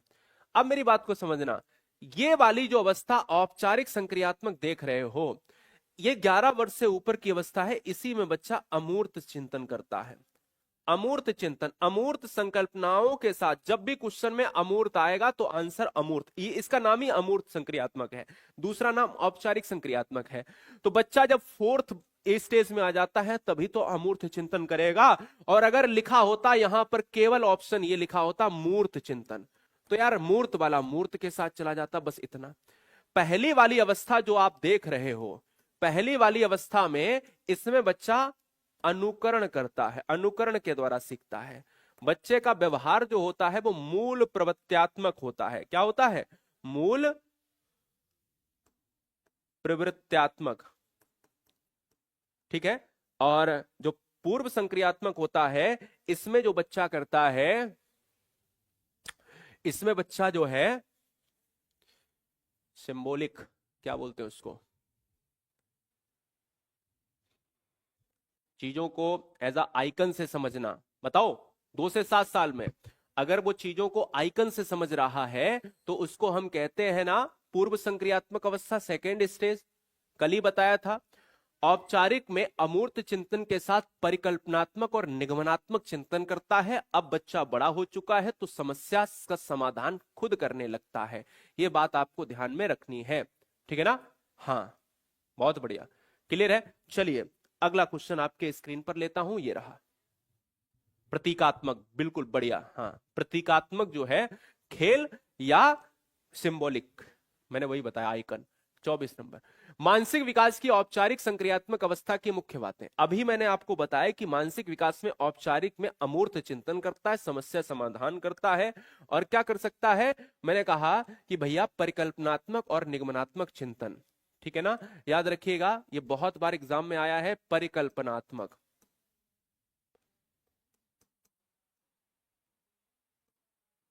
एवं, कुछ मत लिखना, इसको जरूर लिख लेना, ये पियाजे की फोर्थ स्टेज में, फोर्थ स्टेज में करता है बच्चा, ठीक है ना, अमूर्त चिंतन के साथ।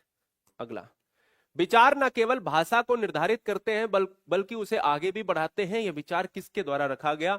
विचार न केवल भाषा को ही, तो भाषा को ही निर्धारित करते हैं बल्कि उसे आगे भी बढ़ाते हैं। यह विचार किसके द्वारा दिया गया? आप कमेंट करो इस क्वेश्चन का राइट आंसर क्या होगा।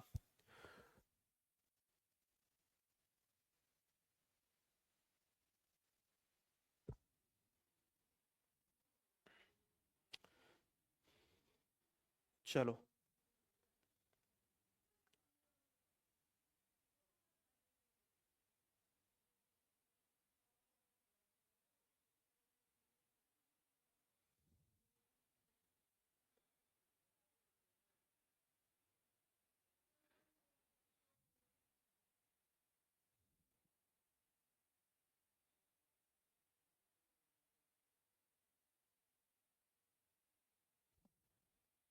बहुत सुंदर,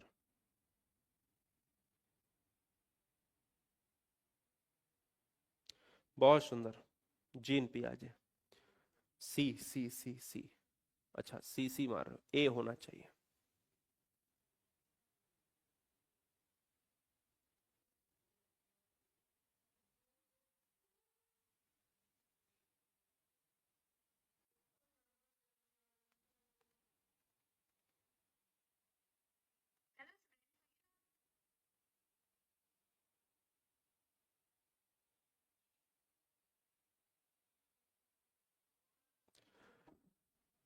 ठीक है, अब देखिए, अगर मैं बात करता हूं कि विचार न केवल भाषा को निर्धारित करते हैं बल्कि उसे आगे भी बढ़ाते हैं, तो सबसे पहली बात तो ये आ जाती है कि इस क्वेश्चन की बात करें तो 25 का आंसर सी माना जाता है। लेकिन इस क्वेश्चन में आंसर क्या है? ऑप्शन नंबर ए होगा। रीजन ये है कि जब भी आपसे कहता है कि विचार के मामले में किताबों की दुनिया में आप सी ऑप्शन को भी देखोगे, मैंने भी कभी कभी बताया है। सिंपल सी चीज है कि विचार बाद में है, विचार पहले है और भाषा बाद में है। ठीक है ना? तो विचार पहले है और भाषा बाद में है, तो इसका मतलब है कि विचार में अग्रणी भूमिका है जीन पियाजे की। मैंने कहा था कि अगर भाषा पहले है और विचार बाद में है, तो हमने कहा था कि भाई वाइगोस्की की बात करी जाए तो ये दोनों चीजें ध्यान में रखनी है कि कहां पर कौन सी चीज लगानी है। बालक का समाजीकरण की प्रक्रिया कब प्रारंभ होती है? तो समाजीकरण की प्रक्रिया जो है, आपको पता है कि समाजीकरण की प्रक्रिया जो घटती है वो प्रत्यक्ष रूप से होती है और अप्रत्यक्ष रूप से होती है। दोनों ही चीजें आपको ध्यान में रखनी है। प्रत्यक्ष और अप्रत्यक्ष रूप से जो है ये जटिल प्रोसेस है, लेकिन समाजीकरण जो है उसका, बच्चे का समाजीकरण परिवार से ही शुरू हो जाता है, और परिवार से शुरू होने का मतलब है ये जन्म से ही शुरू हो जाता है, इसलिए विकल्प ए जाएगा। अगला क्वेश्चन है सुपर फास्ट वीडियो में, कथन पी है और तर्क आर है। एक बच्चे की विकास की प्रगति उसी उम्र के बच्चों के विकास की दर से तुलना करके सटीकता से मापा जा सकता है, और विकास का स्वरूप व गति सभी बच्चों के लिए एक समान होता है तथा सभी सांस्कृतिक परिवेश में भी समान रहता है।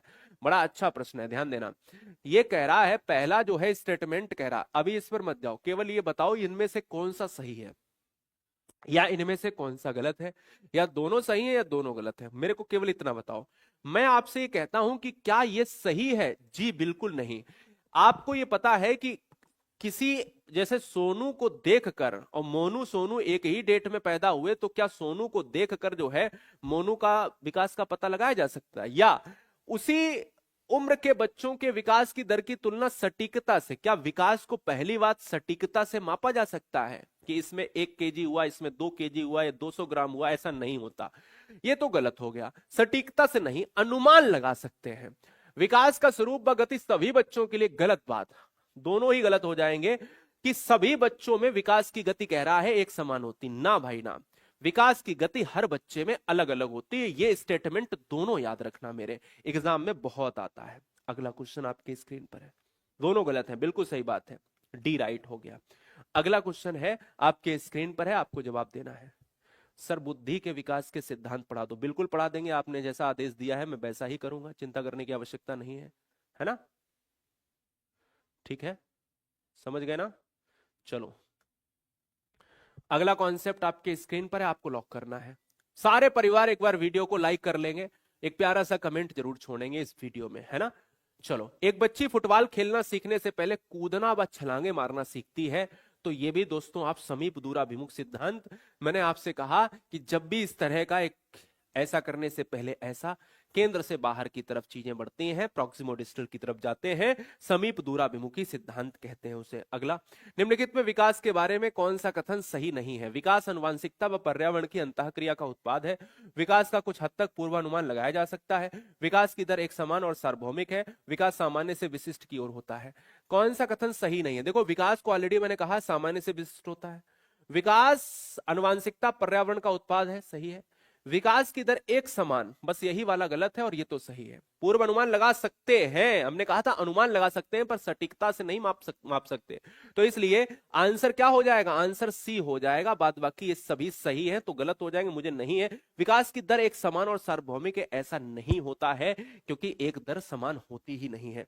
अगला क्वेश्चन आपके स्क्रीन पर, पी और आर फिर से है। बच्चे अपनी संस्कृति में व्यवहार करने के उपयुक्त तरीके अपने दोस्त, मीडिया जैसे कई स्रोत से सीखते हैं। सामाजिकरण एक प्रक्रिया है जो बहुत से औपचारिक अनौपचारिक साधनों के जरिए होती है। यार, बच्चा हर तरह से सीखता है, मैं कहता हूं। हम परिवार में सीखते हैं, दहलीज के बाहर जाते हैं लोगों से सीखते हैं, खेल के मैदान में मित्रों से सीखते हैं, और विद्यालय जाते हैं तो साथियों से सीखते हैं। तो ये तो बात सही है, कई स्रोत से सीखते हैं। सामाजिकरण एक प्रक्रिया है जो औपचारिक तरीके से भी होती है, अनौपचारिक। ये भी मुझे बहुत अच्छी बात लगी, इसमें भी कुछ निगेटिव नहीं है। तो हमने कहा ये भी बहुत सही बात है। ये भी प्रक्रिया जो है ऐसी प्रक्रिया है जहां पर हम कई तरह से कई चीजों को सीखते हैं। इसलिए पी ए आर दोनों सही है और व्याख्या भी कर रहा है, क्योंकि ये सामाजिकरण का ही एक साधन है। दोस्त, मीडिया, लोग, साथी, है ना, तो दोनों आपस में क्या है, ज्वाइंट भी है। अगला, अब ध्यान देना, 31 से 50 तक कोई नहीं हिलेगा, इतनी बात मानना मेरी। 31 से 50 तक जो भी अभी आया है वो समझ ले, पहला क्वेश्चन हम कर रहे हैं, मैं ऑलरेडी बताता हूं। तो 20 क्वेश्चन मिलेंगे और आपको 15 मिनट देंगे। 20 क्वेश्चन को, 20 प्रश्न को करने के लिए 15 मिनट देंगे, 10 से 15 मिनट में। और कोशिश करिएगा 10 से 11 क्वेश्चन सही करिएगा, है ना? ठीक है। प्रगतिशील शिक्षा में सीखने का स्वरूप, तो शुरू करते हैं भैया ताबड़तोड़ तरीके से। Are you ready? एक बार हैंड्स अप करो, एक बार हैंड्स अप करो, पूरा एकदम से कमेंट बॉक्स रेड रेड कर दो, है ना? कमेंट बॉक्स रेड रेड होना चाहिए। कैसे रेड करना चाहते हो तुम यहां पर जानते हो। आओ, प्रगतिशील शिक्षा में सीखने का स्वरूप सामाजिक होता है। पाठ्यपुस्तक सीखने का एकमात्र, देखो एकमात्र हमेशा निगेटिव होता है, सीखने के साधन बहुत से होते हैं। ठीक है। बैठने की व्यवस्था पूरी तरह से तय होती है, गलत बात। पाठ्यचर्चा मानकीकृत निगेटिव होता है, इसको भी निगेटिव हमने मान लिया। आंसर ए जाएगा, सीखने का स्वरूप सामाजिक होता है, यह बात दिमाग में बैठा लेना है।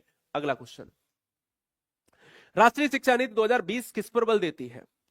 किस पर बल देती है? राष्ट्रीय शिक्षा नीति किस पर बल देती है? लचीला बहुस्तरीय गति आधारित अधिगम, केवल वाला तुरंत आए नजर में काट दो, मानकीकरण फिर आ गया काट दो, स्मरण कौशल का मापन काट दो। आंसर जाएगा बहुस्तरीय और फ्लेक्सिबल होना चाहिए, फ्लेक्सिबिलिटी होनी चाहिए पाठ्यक्रम में। बात को समझ गए? ये बात दिमाग में बैठा लेना चाहिए। अगला क्वेश्चन, दो क्वेश्चन ये होगा, तीसरा यानी 33, कौन सी विशेषता हार्वर्ड गार्डनर द्वारा प्रतिपादित अंतरवैयक्तिक बुद्धि का आलेख करती है? अंतरवैयक्तिक बुद्धि में क्या है? दूसरों की भावनाओं, दूसरों की भावनाओं को समझना। मेरी बात को समझना, जब आप दूसरों की भावनाओं और इच्छा को समझते हो तो अंतरवैयक्तिक। अंतःवैयक्तिक क्या होता है? स्वयं। यह है आपकी अंतःवैयक्तिक। अंतःवैयक्तिक, जब दूसरों की बात करते हो तो अंतरवैयक्तिक आ जाता है, इसलिए विकल्प सी जाएगा। अगला चौथा, वाइगोस्की के संरचनावाद, यानी चौथा का मतलब 34, संरचनावाद में किसकी भूमिका अहम है? तो किसकी भूमिका अहम है? वाइगोस्की हमेशा भाषा को महत्वपूर्ण मानते हैं। और स्कीमा को कौन मानता है? पियाजे। स्कीमा है क्या? दिमाग में, मस्तिष्क में ऐसी अवधारणाएं जो एजा एक सूचनाओं का संग्रह है, उसे स्कीमा कहते हैं। जैसे हमने किसी भी चीज के बारे में हमने जाना, हमने कहा कि जैसे कोई भी चीज है कि भाई ये मान लीजिए बॉटल है, और इस बॉटल को मैंने बताया कि भाई इतना टेम्परेचर होता है, इतना जो है पानी गर्म रहता है या ठंडा रहता है, तो मैंने कहा कि यार उसके बारे में मैंने डिटेल ले ली कि हाँ हाँ ऐसा ऐसा होता है। ठीक है ना? तो ये सारी चीजें आपको पता होनी चाहिए। ठीक है। हाँ,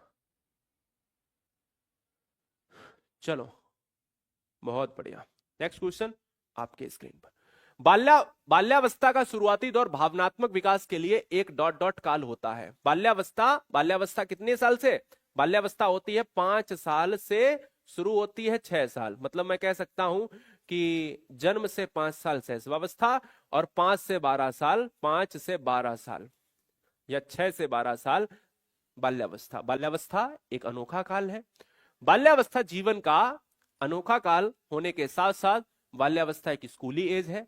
बाल्यावस्था स्कूली एज होने के साथ साथ बाल्यावस्था एक मिथ्या परिपक्वता का काल है। बच्चे झूठ बोलना भी इसी काल में सीखते हैं। एज अ गैंग एज है, एज अ डर्टी एज है।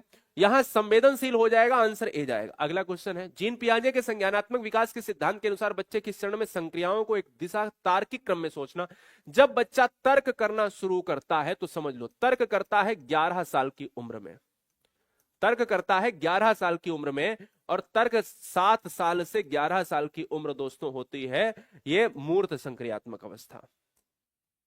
जीन पियाजे के सिद्धांत के अनुसार अपने वातावरण में से अनुकूलन की प्रक्रिया में क्या शामिल होता है? केवल समावेशन, केवल समायोजन, समावेशन और समायोजन दोनों, ना तो समावेशन और ना ही दोनों चीजें लेंगे। केवल केवल गया और निगेटिव ये था ही, ये तीनों निगेटिव थे, तो आंसर क्या बचा? दोनों। अगला, निम्नलिखित में किस सिद्धांत के अनुसार संज्ञानात्मक विकास और अधिगम में संस्कृति की अहम भूमिका होती है?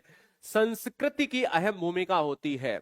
तो भाई देखो, कभी भी इस क्वेश्चन में ही छुपा है आंसर, अगर तुम ढूंढ पाओ तो।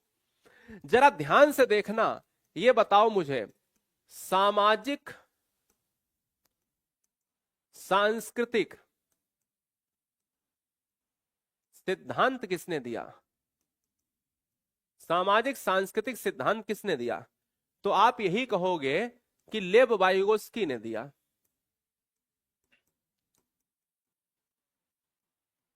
लेव वाइगोस्की ने दिया।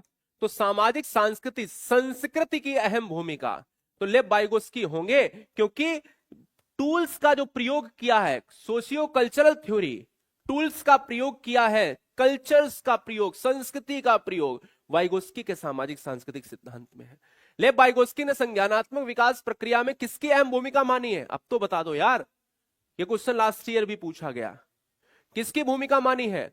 गुरुजी वर्ल्ड एप्लीकेशन पर मास्टर बैच जो है वो आपको ज्वाइन कर लेना है। कुछ बहनें कुछ भाई पूछ रहे हैं, किसी ने सजेस्ट किया कि सर आप हमारे भाई ने आपके बैच से पिछली बार क्रैक कर लिया था, 112 नंबर भी कमेंट है। तो देखो कुछ नहीं करना होता, मैं ज्यादा नहीं बताता हूं, क्योंकि मैं ये कहता हूं यार एग्जाम एक बार बैठो, एक बार क्रैक कर लो, लाइफ टाइम वैलिडिटी है, कोई दिक्कत वाली बात नहीं। दोबारा बैठने की आवश्यकता नहीं, आपके पास बहुत सारे काम है, इसलिए फीस बढ़ती जा रही, हजारों में तो ये लोग फीस कर दे रहे, एग्जाम सही से करवा नहीं पा रहे। तो इसलिए एक बार पास करो, दोबारा पेपर नहीं आपको देना है, क्योंकि इसकी मेरिट में कोई अंक जुड़ते नहीं है। ठीक है, ये बात याद रखना है। हमारे लाखों पढ़ाए गए छात्र छात्राओं से भी मेरा यही निवेदन रहता है हमेशा। कुछ बच्चों का कहना है कि सर मैंने 123 नंबर प्राप्त कर लिए, मैं संतुष्ट नहीं हूं, मैं फिर फॉर्म भरूंगा। मैं कहा काहे भरोगे फॉर्म भाई, काहे पढ़ोगे, काहे एनर्जी वेस्ट करोगे? तो इसलिए क्या है, लाखों छात्र छात्राओं को जिसने हमसे पढ़ के क्रैक किया है, तो वो अब अपनी एनर्जी अलग जगह लगा रहे हैं। अगला नंबर आपका है, क्रैक करो एग्जाम को अच्छे से। ठीक है, लेव वाइगोस्की सामाजिक संपर्कता, सोशल इंटरेक्शन की बात कर रहे हैं। अगला क्वेश्चन, अर्थपूर्ण अधिगम हेतु कक्षा में ऐसी संस्कृति विकसित करनी चाहिए जहां विद्यार्थी के अत्यधिक अवसर मिले, एक दूसरे से प्रतिस्पर्धा, ज्ञान का निर्माण, तथ्यों को रटकर निष्क्रिय। देखो क्या निगेटिव हो सकता है? अवसर मिले पॉजिटिव है तो निगेटिव हटा दो, रटना निष्क्रिय निगेटिव है, प्रतिस्पर्धा निगेटिव है, तो ज्ञान का निर्माण करो भाई। लास्ट के 10 क्वेश्चन, विद्यार्थी को बनने के लिए सुसाधित करना चाहिए। क्या सुसाधित करना चाहिए? दिमाग लगाओ, क्या सुसाधित करना चाहिए? ठीक है, बहुत बढ़िया।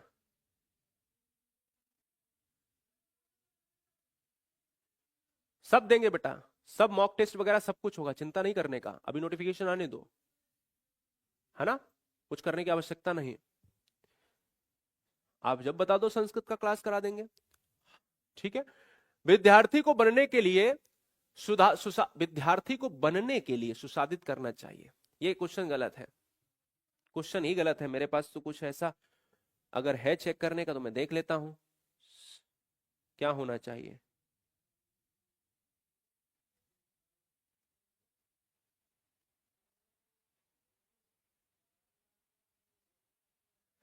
माफ कीजिएगा, यहां पर ना, यहां पर एक खाली स्थान है, dot dot dot dot dot,